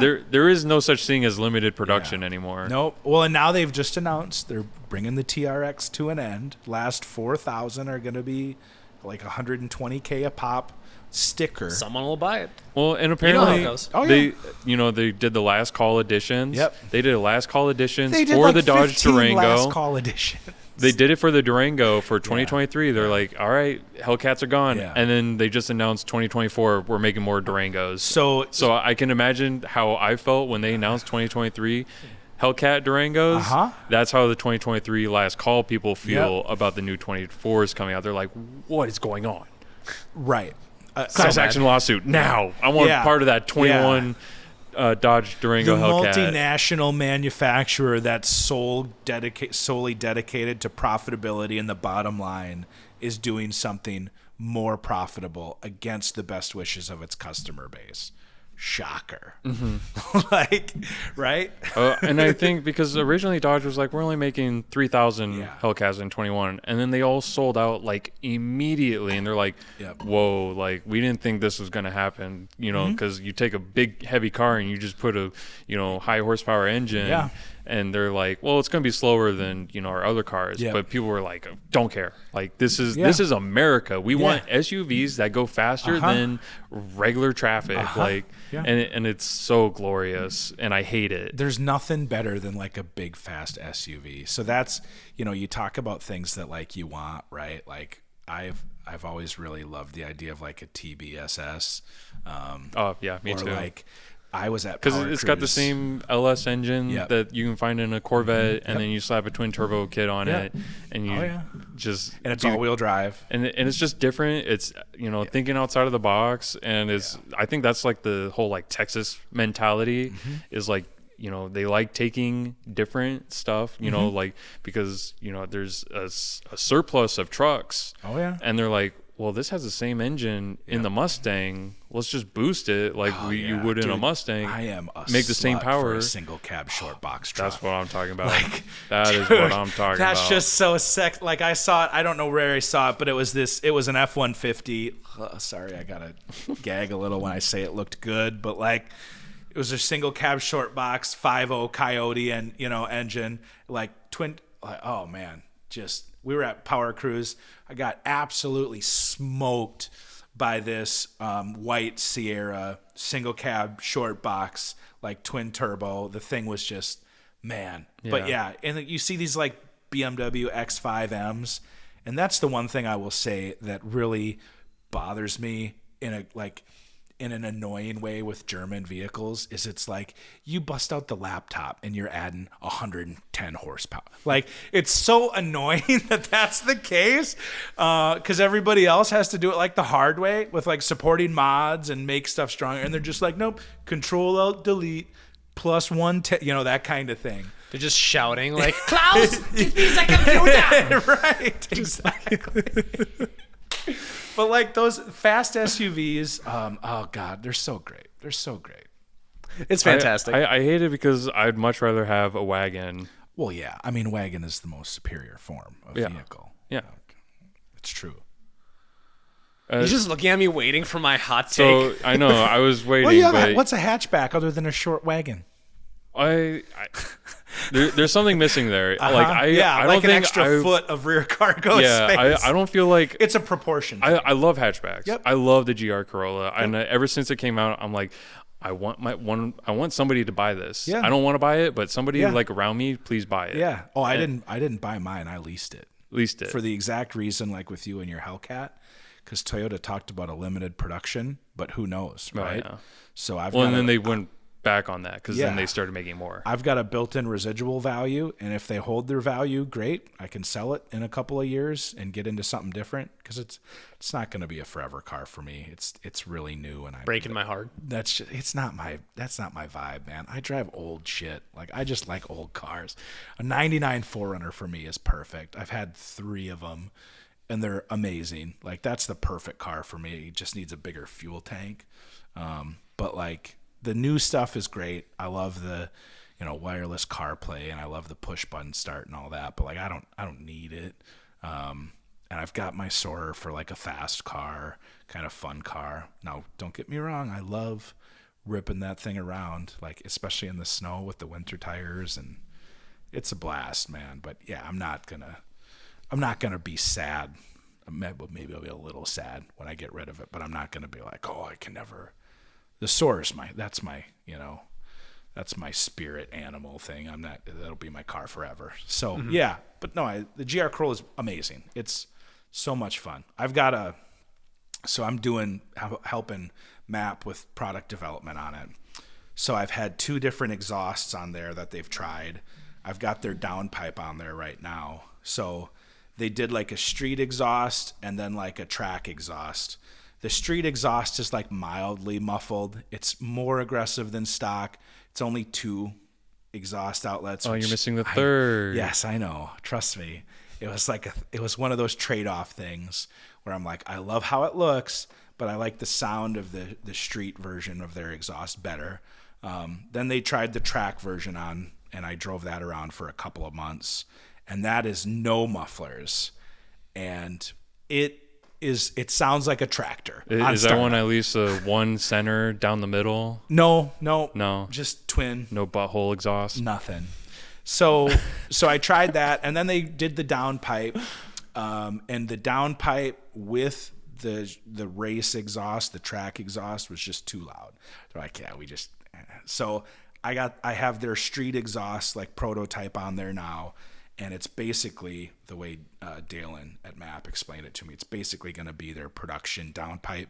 It's just missing like a bracket that they're going to adjust a little bit. But it definitely opened the car up and woke it up just a little bit. I mean, there's a little more torque with it being a little more free flowing, and it's just so fun. The car hates to go slow. Like I've never driven a car that just wants to go fast all the time. Like I feel that, you know, in smaller peppy cars, I get into too much trouble in the BMW. Oh, yeah. Versus like when I drive my Durango. Yeah. Do you get into trouble with the BMW? Is that 33 over ticket a part of that assumption? Hey, I'm not saying anything. I'm innocent until proven plead the guilty in the fifth. court of law. that's So, smart. but then I'm driving the Durango, which is much more powerful Yep. and much faster. Yep. I don't feel like going that fast. Uh-huh. I'm just content at either doing the speed limit Yep. or going like 5 over. I'm not like trying to push it in Yeah. it because 'Cause, like, honestly, you it kind could- of scares yeah. me. Right. Yeah. But like where I feel Well, and you have so more much more in confidence. control. Yes. In the BMW, Yep. it's like I was going that fast. I Yeah. couldn't even tell you I was going that fast. That's how I feel in my car. I mean, it's not very fast. It's quick, but it's so engaging. That's what it's so fun to drive, right? It's like the Miata principle amplified. Yeah. And- like those cars are slow, That- but they're that's- so much fun because there's no like limit really to their handling. And that's what I've seen a lot in the reviews when it first came out, and that's why like I was such a like I want this car to do good because this is everything like that people were saying like, you know, oh, like nobody's making like really cool like Enthusiast cars. Toyota's like we got this. Like Dude, we who heard can do Toyota? it. Well, and then because they were like only automatics and Supras, and then they're like, okay, you know what? Yep. Actually, we're gonna Manual. throw manual in Yeah, Supra, how about and that? now Yeah. it's over 50% of Toyota Supras are coming in manual, and they're like, so it's like the demand is there. You And know, that people number want, is that way because they don't make more. If they made more manuals, they'd sell more. 100%. yeah. They're So just- I mean, like the manual and like making enthusiast cars, GR is doing incredible stuff. So I'm really happy with that, and I'm hoping a lot of other manufacturers are, you know, taking a page from Toyota's book Yeah. and like making like a little bit more like dumber down cars, lighter weight. I've like, been trying to say for the last like 5 or 6 years that like people weren't ready for how much Toyota was going to change what they did. Because I mean, when you work for Toyota, you get to see what's like up and coming and stuff like that, right? Like the new Tundra, super, my opinion, super badass. The new Sequoia is gorgeous. I'm super excited for the new Land Cruiser. I can't wait to see what that thing does. I don't know about the new Tacoma, the new 4Runner. We'll see. I'm happy that they kept it a body on frame because that to me is like that's sacrilege that you would change that. But that's one of the cool things. It's like one of the last body on frame SUVs you can really buy. Everybody else is unibody, right? Bronco unibody. I think the Wrangler is. I don't know. Is the Wrangler unibody now? I don't remember. I couldn't tell you. I don't Yeah. really follow the specifications. So many things to follow in the car world. You had to kind of choose like what you give a shit about. Yeah. Trust me. Yeah. No, I'm with you. But yeah. So importing cars. We Oh, do the it. thing we were talking about a half hour ago. Sure, let's bring it back. We do it. I was curious. Do you guys have R34s? We have one that'll be here next month. Is it already taken? Nope. Were you guys like 3, 2, 1 years ago? Were you guys like, we need to start buying these? No. No. So- what about like, you know, because everybody was like knew about the restriction and that it was coming up and soon they'd be, you know, importable. So, you know, there was a huge demand probably, you know, like start scooping these up. Absolutely. So going back to that conversation on the R33, that's just not what we're after. At this point, quite honestly, that's a lot of capital, and we would much rather buy for the price of one. I mean, if you want to buy an R34 GTR, right, which they're not going to be federally legal under the 25-year rule until next year, you're going to spend 6 figures, right? Already. Oh, yes. Even in Japan. I mean, if you bought one directly in Japan through like a broker, you might be able to, and depending on how rough it is, but if you want like a clean driver example, you're spending 6 figures. Yeah, that's what I've seen a lot. And there's so many different specs and like the color matters. It's crazy because Imagine a Millennium Jade one. like even Those like are gorgeous. in a V spec, Yes. and it's like, you know, you say 6 figures, but this could range from, you know, like 200 Yep. to like 500. Yeah. Depending on the right So- car. USD, like, so the this Motor is- X cars, I don't know how familiar you guys are with all of this, but the Motor X, so Motor X was a company in the mid 2000s that was bringing in R34 GTRs and R33 GTRs. The first thing they were doing is saying, well, the R33 and the R34 share a lot of architecture, and so we're going to crash test R33s and extend that to R34s. And they sold this bill of goods to customers who paid for these cars. They brought them in, and then the owner of the business just was doing a bunch of drugs and partying, didn't do what he was supposed to do. So the Fed stepped in and basically said, that's it. And the owners of they appealed to the federal government to say, hey, look, like, we paid for these cars. We didn't do anything wrong. We tried to do things the right way. So, like, help us. And so I think there's like 15 cars that were grandfathered in. Mm-hmm. And those cars, Paul Walker had, I think, one or two. But those cars routinely sell for between $600,000 to $900,000. Whoa. What? When they come up for sale. Yeah. Because of how special they are, right? Yeah, when you're talking about one of 15, and I'm guessing there's probably not 15 anymore. I'm not a huge Nissan. Again, I'm a Toyota guy. I know some of it. But yeah, those things bring crazy money. But yeah, I mean, I see them sell regularly $200,000, $300,000 for the right spec. Yeah. Like, so the Midnight Purple 2, which is a beautiful color. I don't know if you guys have watched TJ Hunt's series. Yeah, that and the Millennium Jade are like so the that was a colors. show and display car. Yep. Legal, unlike somebody whose sticker you have on your PC or your laptop. Oh, yeah. He brought in a car that was not legal, but he lives in Florida, so Florida will basically put a title on anything. God bless Florida. There are ways to do it, you know. There's a car here in the Twin Cities that's not federally legal, which I'm not going to say anything else about it. But Welcome to Snitches Get Stitches podcast. There are ways to do it. We don't do that. People have as long as they don't approached us. drive it, it's fine. Oh no. No? They If can't it even is, have it? If it is in the country, so it has to be 25 years from the month of production in 49 states. California is the exception. They're ridiculous. You got to pay like an extra $10K to get it up to like their emission standards in California. That's what I think Top Rank charges. If you want to make a car California legal, they charge an extra $10K. Right, because it's a whole extra set of footprint, hoops you got to jump through. But as long as it's 25 years old from the month of production, by the time it makes it to the States, then it's exempt. It's legal. If it's not, it never will be. It's like the fruit of the poison tree they talk about in like law rooms and courtrooms and stuff. It doesn't ever become legal.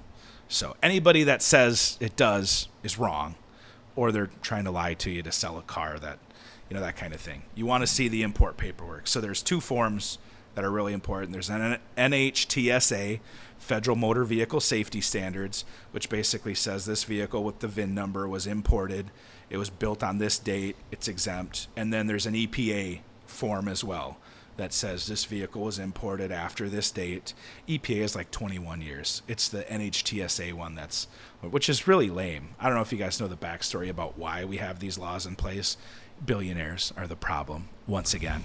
Was it Bill Gates' fault for bringing the 959? Yep. So they were bringing these cars in from Europe, like the 959, the Porsche 959, which is an amazing car. And these U.S. dealers were saying this is bogus. Like, they should be buying cars from us, not from dealerships in Europe. So the manufacturers lobbied the federal government to put these barriers in place to prevent people from bringing in cars. And in classic, like, government example, they put this rule in place, and uber rich people still bring in whatever they want. And regular folks have to wait 25 years, that kind of thing. But that's why they put it in place. So you got to wait 25 years for it to hit the U.S. After that, it's fine, unless it falls under show and display, which is a extremely specific list of cars. If it's not on that list, down to color, not Even down to the color. Oh, yes. That's why, like, Midnight Purple 2, because the production of Midnight Purple 2 for the R34 GTR V spec was very limited. And Well, there's 2 versions of it? there's actually, I think there's been 3 Midnight Purple colors. Man, for any of my CSGO people out there, I'm thinking about the Doppler Karambit right now. You know what I'm talking about, Sean. Yeah. Yeah, because they have the phase 1, phase 2, phase 3. Okay, whatever. Anyways, back to the car. Sorry, So, nerd moment. So that, and then there's like Millennium Jade. I think those are the 2 that are on there right now. But they have to be historically and technologically significant. And I think there's it's a maximum of like 400 produced, right? So there are some newer cars that are on there as well that qualify. If you ever look at the list, it's really neat. But yeah, so Where can you find this list? it's on NHTSA website.gov. It's probably like just homologation cars. Google show and display list, and it literally pulls up a PDF, and Huh. it looks like it was printed on a typewriter. Like, Oh, yeah. like It's classic, government It's font. classic government font, right? But it's like, yeah, you know. But all these cool cars. Exactly. McLaren F1, you know, that kind of stuff, right? So all these things. So yeah, there's 25 years or show and display is the only way a car can be legal in the U.S. There's probably people that are going to claim there's other things you can do. And yes, you can skirt around it and, you know, fudge some things. I'm sure there's ways where I've heard people that have like airbag stuff, and there's so many restrictions, and there's some gray area and some 1 and 2 stuff, but that's not us. We want to be in business for the long run, and we want to grow that business. Mm-hmm. So we just bring in federally legal stuff, and the majority of stuff we sell is like 5 to 15, 20 grand. You know? Right, the stuff that you can move quickly, because it's harder to move, like you said, a $70,000 car, a $100,000 car. It's going to sit for a while, potentially for that right buyer. Right. Whereas, 5 to 20 grand, like you're looking for the kids that are trying to get into drifting. Oh, I got a cool right-hand drive car. We sell a bunch of guys' cars, a bunch of kids' cars, like that's their first car, right? And again, like I said, I would take one of those cars over a U.S. car. I couldn't think of a worse idea, though, for a brand new 16-year-old. First of all, he just spent the last, or she, I don't care, the last 6 months of his life learning how to drive on a left-hand drive car, his mom's Compass or something.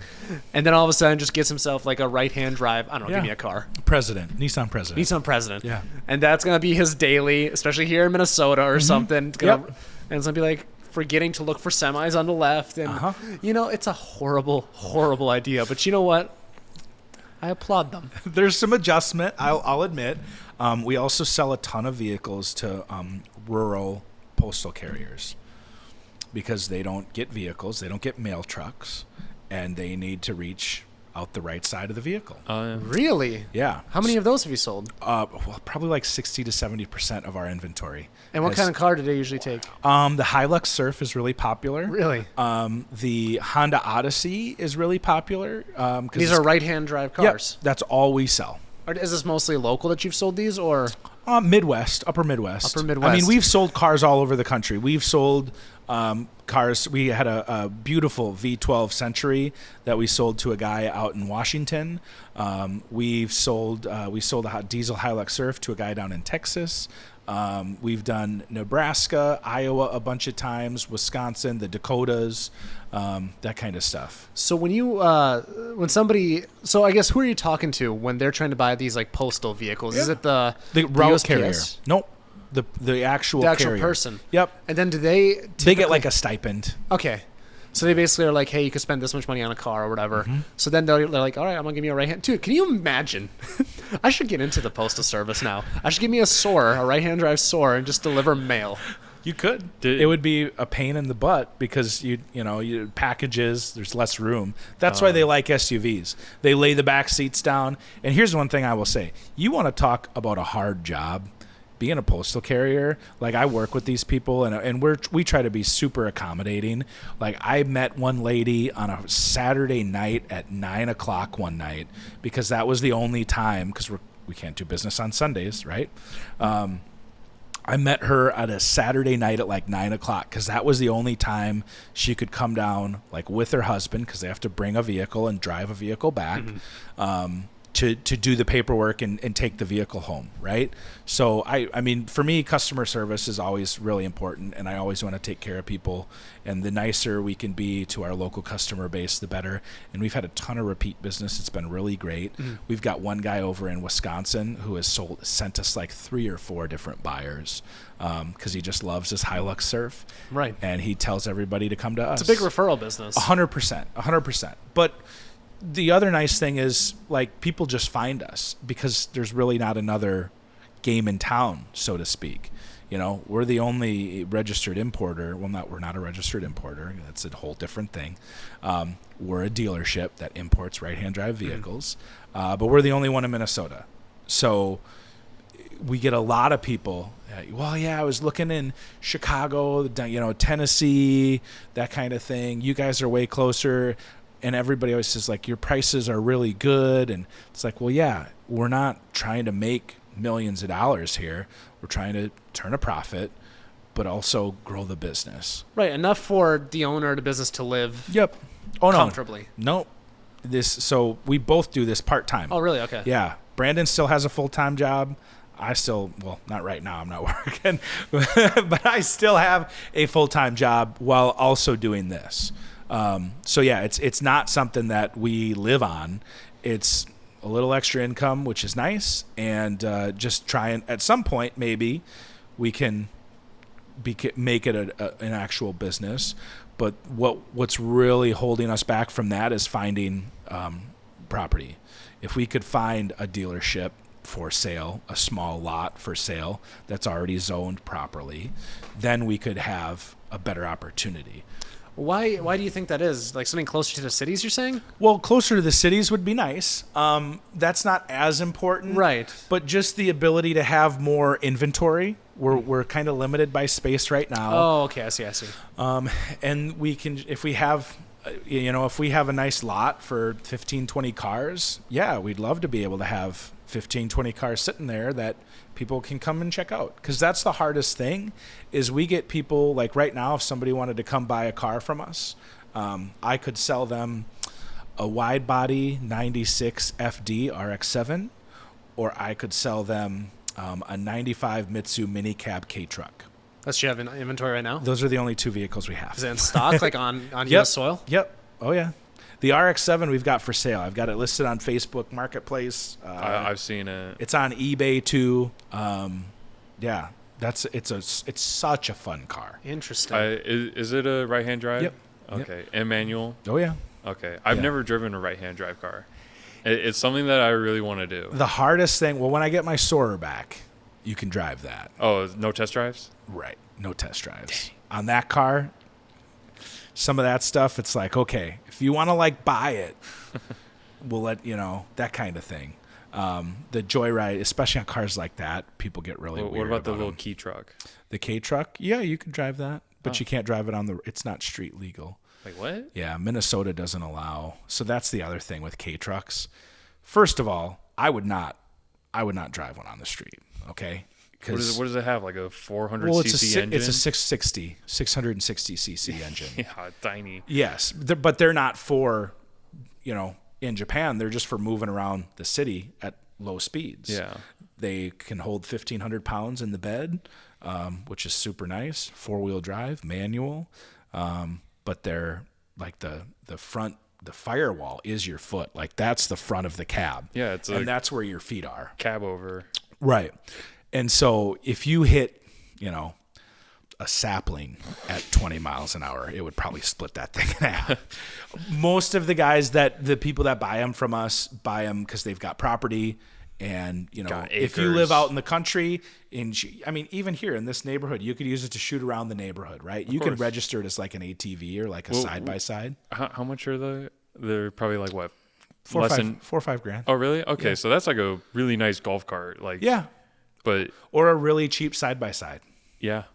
Because there's a huge market. Like people do lifts, they do big wheels and tires, they do all sorts of stuff. Yeah, I got a couple Ruckuses downstairs. Yeah. They'd be perfect to just sit in the bed of them. 100%.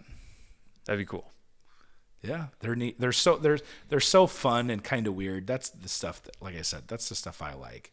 I have this, my spicy take is being an auto enthusiast has nothing to do with how much your car is worth. It's how you approach your attitude towards cars, right? Like I always say, if I didn't have my GR, if I didn't have my Soarer, I wouldn't really consider myself like a car enthusiast. I think the guy that buys the, I don't know, like you go to the dealership and you buy a brand new C8, right? Or you buy a brand new GTR. Like that doesn't make you a car enthusiast, No. right? But it's putting in the effort and like showing up. yeah, and modifying, having that car. The people that jump from car to car to car to car constantly, like that's just somebody who likes different cars. To me, like that's why I like my Soarer, right? Because I've put so much time and energy into it. You really enjoy it. Yeah, and that's what I like to see. I like to see cars that people have put a ton of time and energy into, right? Like Trauma bonded. 100%, yeah, right? The pain of trying to take a manifold off a 1JZ, people that have experienced Not that. even just working on the cars. Like, for example, like with this Golf, like I've just like, and it's a little hoopty. It's like I've had so many experiences in the last 2 years, like, the two most brokest times in my life have been in that car. Yep. And that includes being 5 years old. It's like, there's just so many things that are attached to this car. And even though it's a hoopty and, I would I get rid of it in a heartbeat? Probably. But like at the same time, it's like, dude, best bang for buck ever down there. Like, I don't know, for brokies, but besides Civics, but, yeah, no, they're, tangent. no, that's a really fun car, right? That's a cool, it's lightweight. Yours a manual or a DCT? It's DCT. Yeah. Yeah, which is still, I mean, those are a blast too. Your standard automatic transmission. Okay, sure, maybe if you're in like a V12 Lambo or something like that, right, where it actually has like the character, that kind of thing. Dude, imagine if they had Aventadors in manuals. Because the Mercies, they came in manuals. Right. Yeah, that's, I don't know. When you get to that car, people buy it anyway, right? Yeah. It's like with the Supra, going back to your point, like people bought it anyway. There are a lot of people that, God, I wish it were a manual, but I'm buying, It's such an amazing car, though. Yeah, 100%. Well, when it first came out, like, it was like a hidden secret, and then people were like, wait, we're onto something. Well, the FT1 concept was gorgeous. So the original like Supra concept car, yeah, was gorgeous. The actual production model is a little less gorgeous. I mean, it still looks good. It grew on me. Yes. Oh yeah. It still looks good. It's not for me. I mean, I've tried sitting in that car. That's why I like my Soarer, because it's a GT car. And so it's got a bunch of space, right? It's got a back seat. I've got plenty of room in it. I really like it. It's not the car that I'm going to be out, autocrossing or anything like that. That's why I take it to Power Cruise, right? Because I'm not blazing around the track. That's why I really like that, because it's comfy, it's smooth, it's nice and easy. Well, it's not really smooth. It's got some really stiff springs in it, but it's fun. That's why, and again, you go to a meet and, maybe there's one or two there, right? I mean, JZ 30 cars. I think there's a couple other Soarers in the Twin Cities too that I know of, but yeah, it's really, I like different stuff. That's why I like the right-hand drive stuff, that we just bring in all this cool stuff. And I'm like, God, that's so cool. I didn't know like that existed. It's a whole new world. Like when you discover like right-hand drive cars and stuff that you can import and all that stuff, it's really like, you're like, wait, we don't have this in the U.S., but we're the greatest country in the world, but we don't have this car. Anytime somebody says the U.S. is the greatest country, have you ever watched Newsroom? I don't care to subject myself to that torture. It's a great show. Anything with news today, I don't fuck with. It's not. Yeah. It's written by Aaron Sorkin. Oh. Who did like The West Wing. He's Mac of like writing like drama series. It's on HBO. It's Jeff Daniels, right? Like Dumb and Dumber Jeff Daniels. As this news anchor.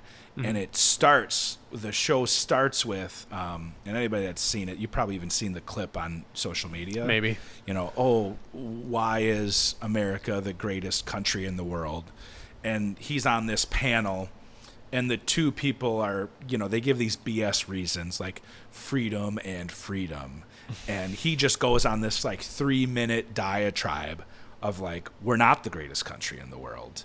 Like, we're number one in 2 categories: the number of adults incarcerated per capita, and the number of people that think angels are real. But everything else, we're number one in infant. We're like number one in infant mortality too. I don't know how true that one would be. Well, this was 15 years ago when the show came out, but I think I know what clip you're talking about. But super. That's every time somebody says that's what I think. It's fair. Like, okay, well. Other countries have freedom. Other countries have this. Other countries have that. That kind of thing. Anyway, tangent. But yes, we bring in a bunch of cool right-hand drive stuff. It's a lot of fun. And we can broker in cars for people. So basically, if you want to bring in a right-hand drive car for yourself, we charge $1,000. We do all the customs paperwork. We do everything. We do all the titling, the registration for you. The only drawback is you pay as you go. The benefit is a tremendous amount of savings. So basically, you tell us what you're looking for. We buy the car at auction. Within 2 or 3 days, the auction invoices us to pay for the car. We pay for the car, and then we give that receipt to you and say, hey, this is what we paid. Pay us. And as long as you pay us, then okay, car's still yours. We get shipping set up. Hey, this is how much we just paid for shipping and transportation. Pay us. So you're buying a car that's in Japan. But again, the benefit there is thousands of dollars in savings. Right. Because it's your car, right? We're not buying it to make money off of it. We're buying it for you to bring it in for you specifically. Right. So in this instance, you're basically just making money off of that $1,000 fee for the most part. That's all it is. Where are the other opportunities for you guys to actually be a business? Is it that dealership model in the future? Yeah. Okay. Yeah. So what we really want to do, and what I would like to see happen more, is really lean into that postal worker space. So we're looking at some things to really take advantage of that, because it's a really large market, and there's a lot of people all over the country. There are postal carrier groups on Facebook with tens of thousands of people in them, and you get people posting all the time. I'm in Georgia. I'm looking for a right-hand drive. I'm in here. I'm looking for a right-hand drive. That kind of stuff. And so we see a lot of that from people. We'd love to be able to be a bigger player in that space, but that's the one day kind of dream, right? Be able to make it my full-time job, and man, I think it'd just be so fun, because I love selling cars. It's so much fun, especially when you take out the frustrations of selling regular cars to regular people. That's where it gets frustrating. Right. Like, I've had so many people, I would invest dozens of hours of time with people, and they would buy a car at Inver Grove Toyota because the guy offered them $200 below our price. And then the guy had the audacity, this is a true story that happened, the guy had the audacity to be like, well, don't worry, my wife needs a RAV4. When it's time for her, we'll come back to you. And I said, do me a favor, go to Inver Grove first and take up days of that salesperson's time, and then come to me and let me beat their price by $200. Like, I want to be on the other end of that, right? But like, that's the thing, is people think that dealerships make all this money. And your average car dealership, I mean, you're lucky if you're making, well, now with COVID, it threw everything off. But generally speaking, you're lucky if you make anywhere from $1,000 to $3,000 total profit on a car.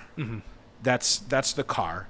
And then, of course, there's, F&I stuff with financing and blah, blah, blah. By the way, don't take the dealership's financing unless it's from the manufacturer, right? Like a special APR. Otherwise, just go through your local credit union or something.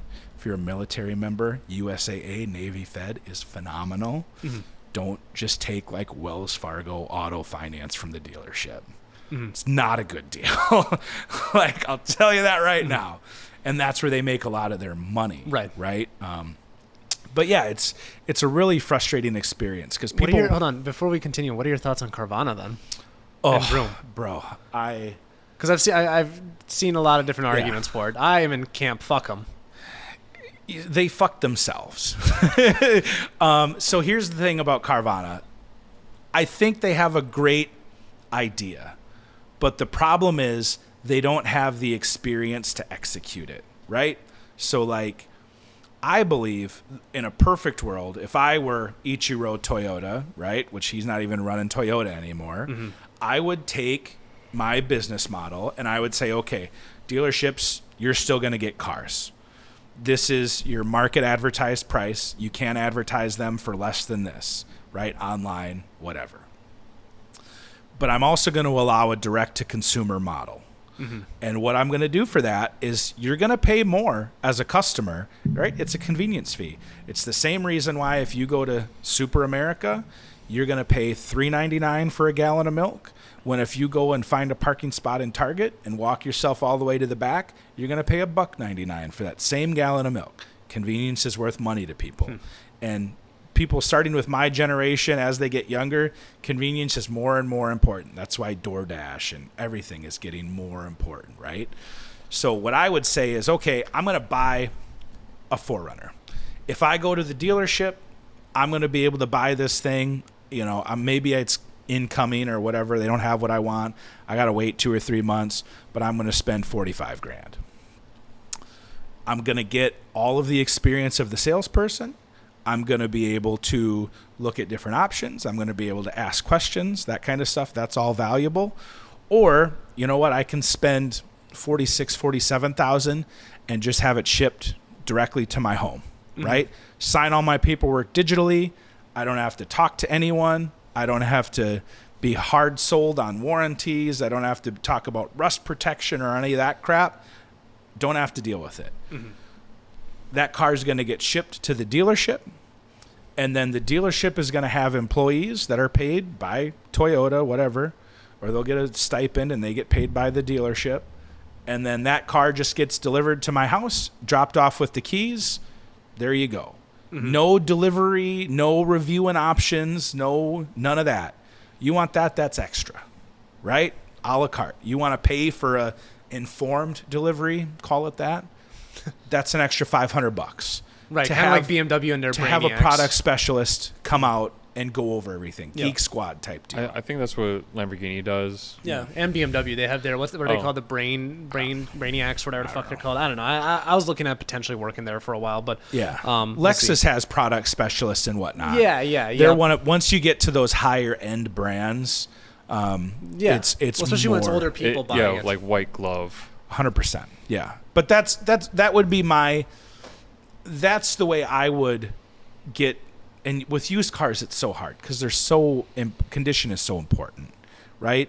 You can see a 2018 Camry with 30,000 miles, and you can see a 2018 Camry with 50,000 miles, and that 50,000 mile Camry is in better shape than the 30,000 mile one, right? Like, that's where that Carvana model really falls short. I don't think you can sell used cars that way. I think you could sell new cars that way, and Tesla, that's one thing that they are doing right. But I think it would be really easy overall for a manufacturer to just say, hey, you can buy this car through us, skip the dealership process, but you're going to pay a premium for it. Well, what you could do even is, like, for example, when Carvana goes out of business, you're going to have all these freaking trucks. They keep getting available. Propped up. Somehow. They're the Tesla of the used car business. Yeah, whatever it is. But you get those trucks, give them to all the dealerships or whatever, right? Because you could be able to get them for pennies on the dollar. And then what you could do, like you said, you have that car coming in, goes to the dealership, gets its PPI done or whatever it's called. throw it on the trailer, and then if you want, this is where you could get that additional service. Like you could throw in a sales guy or whatever, somebody to educate the consumer on the car when it gets to their house. Yeah. There's a lot of different ways to go about it. I'm all for it. Yeah. I just think, like you said, Carvana is so limited, Yep. and it's just... But it's great for us car enthusiasts that are trying to offload a car that's modded. Right. Oh, 100%. It's like amazing. Yeah. Well, and that's the deal. Like people would come in. So one thing that I always couldn't stand, somebody comes in with their car and they need help pairing their phone, doing this, doing that. They have questions about how their car works. 9 times out of 10, it's people that they found a cheaper car somewhere else because they didn't buy it certified, right? They bought it used, and a non-CPO car is less expensive than a CPO car, right? Well, they've got the, Luther Mazda dealership plate on the back, and the salesperson at Luther Mazda says, yeah, I don't know these cars. You should take it to a Toyota dealership, right? And so then they pull up to this dealership, and I make exactly $0 from answering somebody's question. And, the age-old, like, oh, yeah, no, I'm going to send all my friends and family to you. That never happens, okay? Yeah. It never happens. And you don't want to just do it out of the goodness of your heart? Yeah, no, I don't. I don't. If you buy a car from me, I will drop whatever I'm doing, and my previous customers, I will help them as much as I can, whatever was within my power, right? And so that's another thing too that a lot of people don't realize is you catch more flies with honey than you do with vinegar.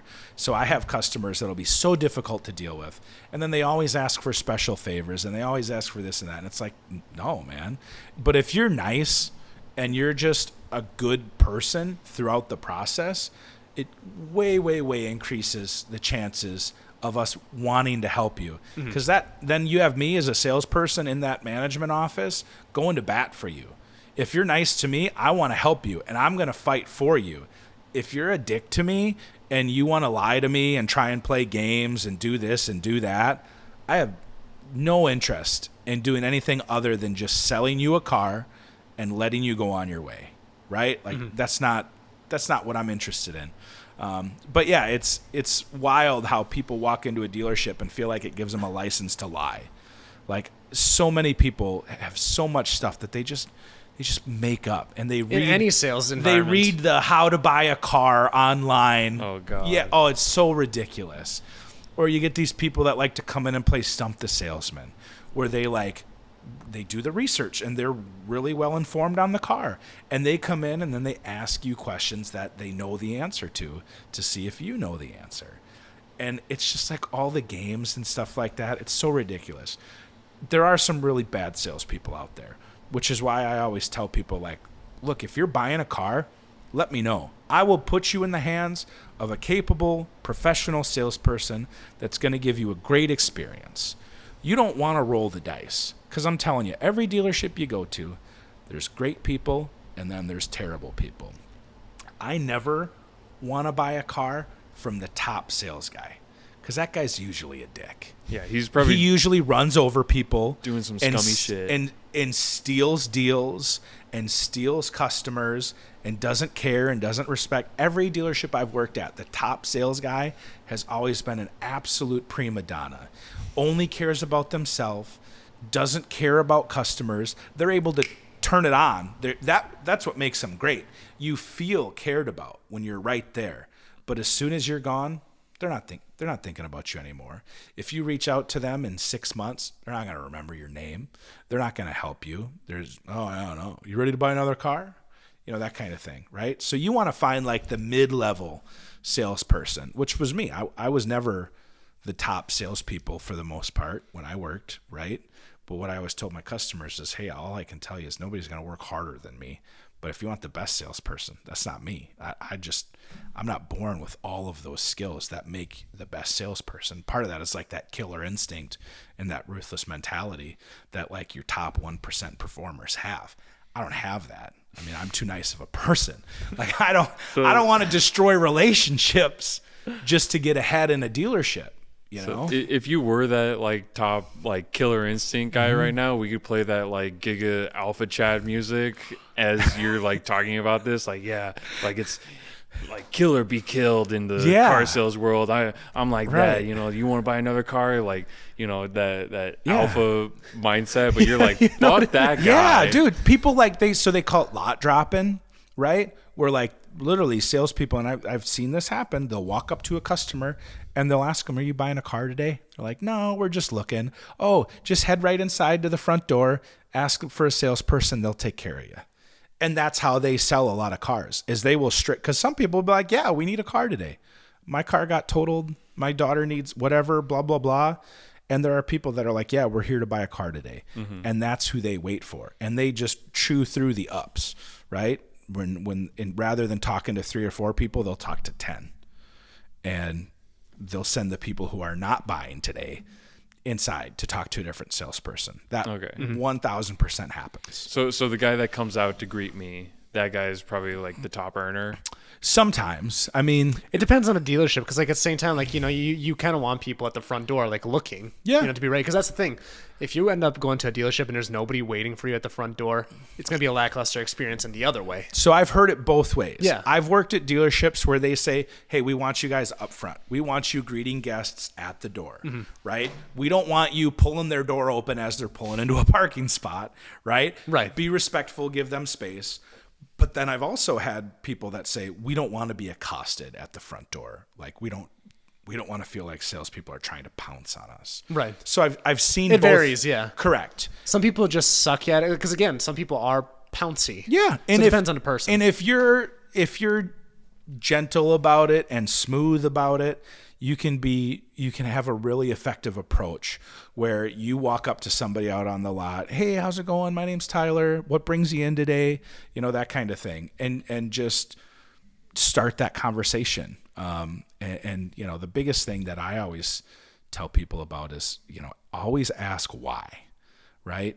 Because if you ask yes, no questions, right, it limits the information.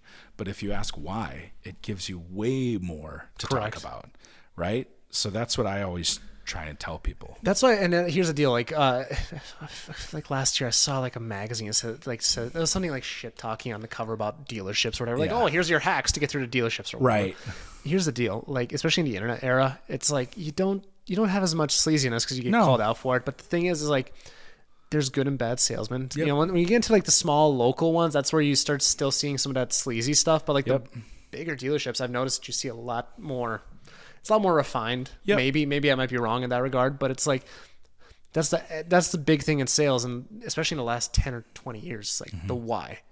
Because the yes and no, you're kind of steering them into this particular funnel. And the second they say no, guess what? They're leaving. Yeah. Whereas why, you do a little bit of more of like discovery of like who the person is. Why Yep. are they even there's a reason they're on the lot. Whatever. Yep. But we could talk about sales tactics all Yeah. day long because we are coming up on a 2-hour episode here. Jeez. Yeah. So, I mean, I think we should probably do that. Pop the usual 3. All right. Are you Yeah. ready for this? Because there's going to be a part 2 of So- this in the Yeah. future. No worries. If you haven't listened to the podcast before, we like to kind of end the podcast with a question where I ask you about 3 cars that you're going to choose. One's for daily, one's for track, one's for show. Got it. Unlimited budget. That's your part to say. No, it's always been your part. I've just been picking you up the always- slack. No. Yeah, about 6 episodes ago or 5 episodes ago, Sean's just like, "Yeah, you're poor. You can't afford these cars." No, it's an unlimited budget. Yeah. The only thing that limits you is your imagination. The imagination thing was always your part, Sean. Yeah, that's Get great. it together, man. Come on. These late night episodes are killing us. No. So The morning's way worse. yeah. 'Cause you don't eat. So my show car would be a Toyota 2000 GT. Okay. By far the most amazing. What would you do? What are your wheels that you put on? Oh no, it's completely stock. Oh, okay. Yeah, Well, no, that was exciting. That is a car you don't touch. Okay. That's one of those cars you take to like the Concours d'Elegance, and it just Okay. it's moving art. Okay. You know, everything's moving art with enough mushrooms. So. Yeah, I do know that. But this one, even without the mushrooms, it's a gorgeous car. Fun fact, the Mark V Supra, where it has that like bubble in the roof, that's a throwback to the 2000 GT. Oh, okay. Yeah, they're gorgeous cars. There were not that many of them made. They go for a bunch of money. They're amazing. My track car would be an LFA. It has to be. Oh, that's pretty sick. I was thinking about that earlier when you were kind of talking about, the whole Toyota production and like just how perfect everything is and how that like went into. They completely started that car over. How they did it with the LFA, and that's why it's so expensive, but also why it's so great. It took like 12 years to make. Can you remind us of the story on the LFA? Because So I'm not familiar with this. Yeah, or- so they or remember it. started designing the car, and they were using aluminum. And what they realized when they got it built and started driving it and testing it is it didn't handle the way they wanted it to. So they scrapped it and started all over using magnesium. So yeah, they wanted it to be lighter. Yeah. Wait, what was magnesium? The whole body?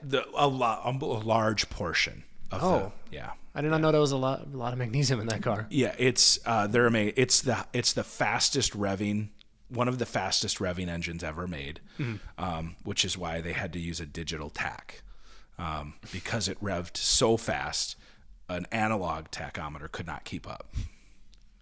That is pretty freaking crazy. Best sounding car ever, by the way. Yeah. Carrera It was- GT people, don't at me, all right? Those are like the top two that people always say. They got Yamaha to tune the exhaust. Acoustics. Yeah.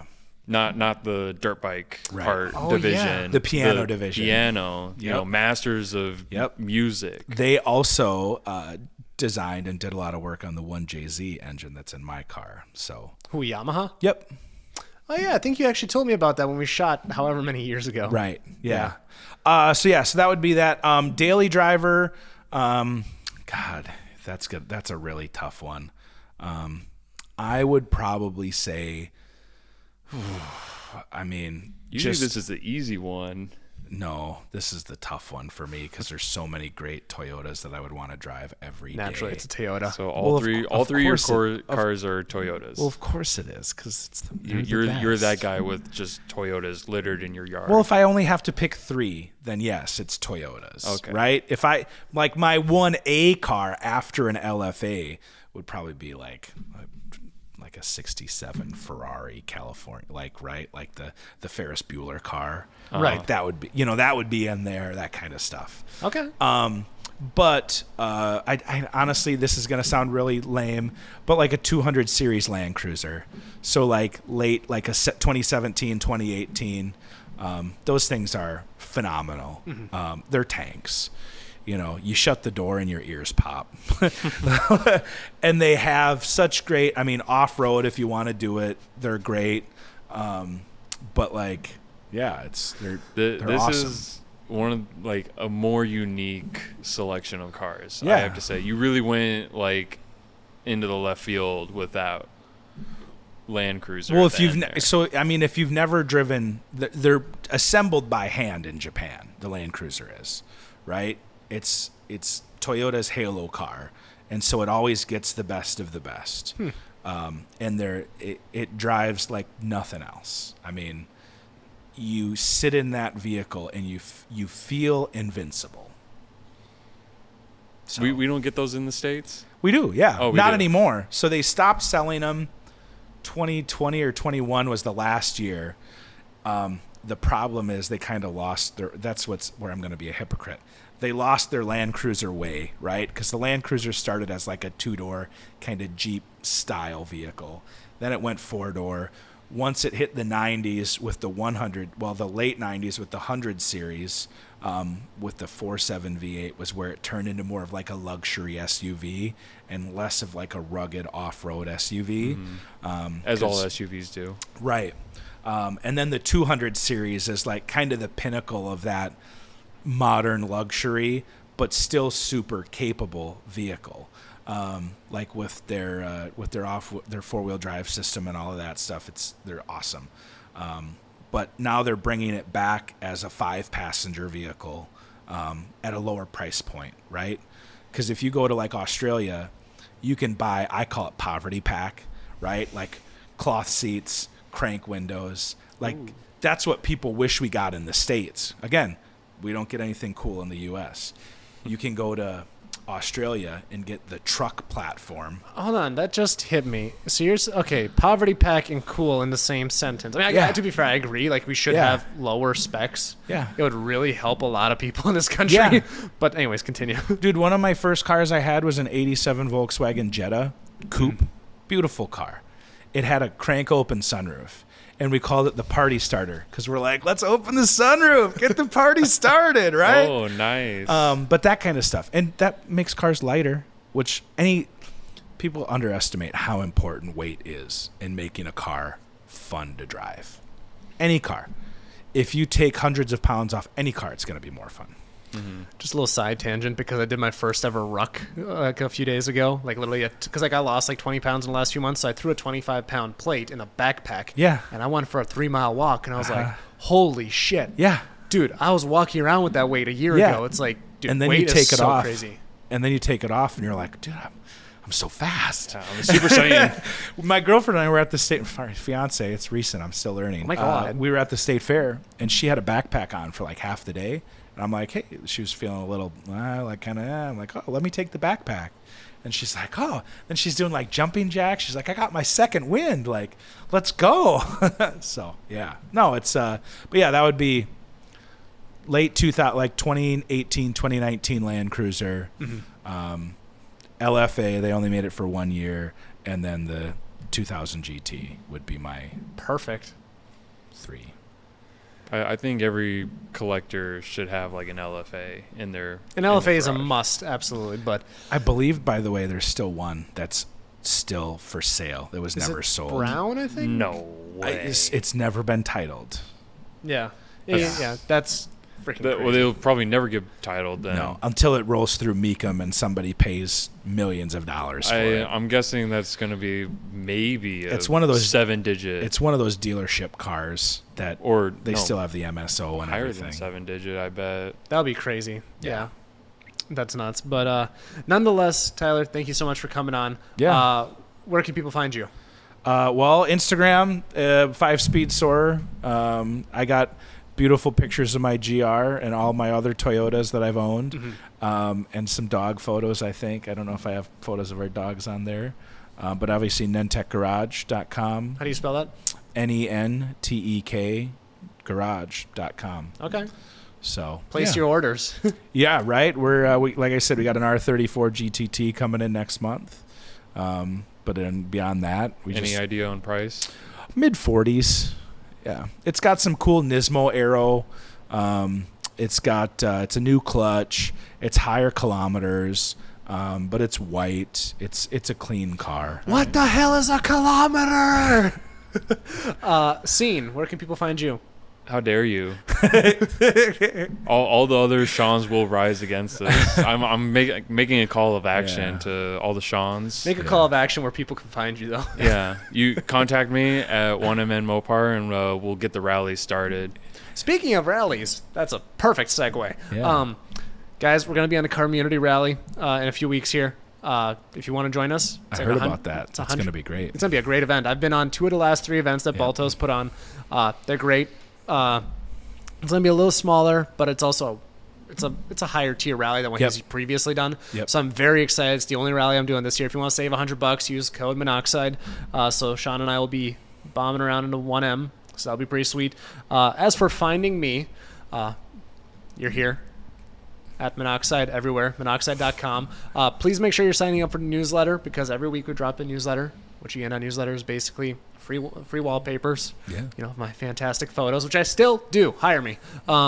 Then also let you know the podcast is here. What else is there? Oh yeah, I'll be doing giveaways through there, so that'll be pretty sweet. I'll figure that out. Slowly figuring life out. What kind of giveaways? I just said I'm slowly figuring it out. Am I eligible?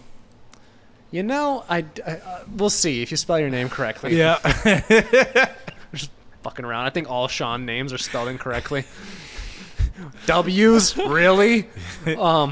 Anyways, guys, until next time, thanks for being our third 2-hour guest. Oh, That geez, is yeah. impressive.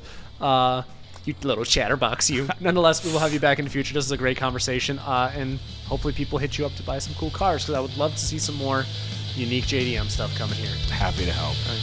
See you all next time. All right, peace.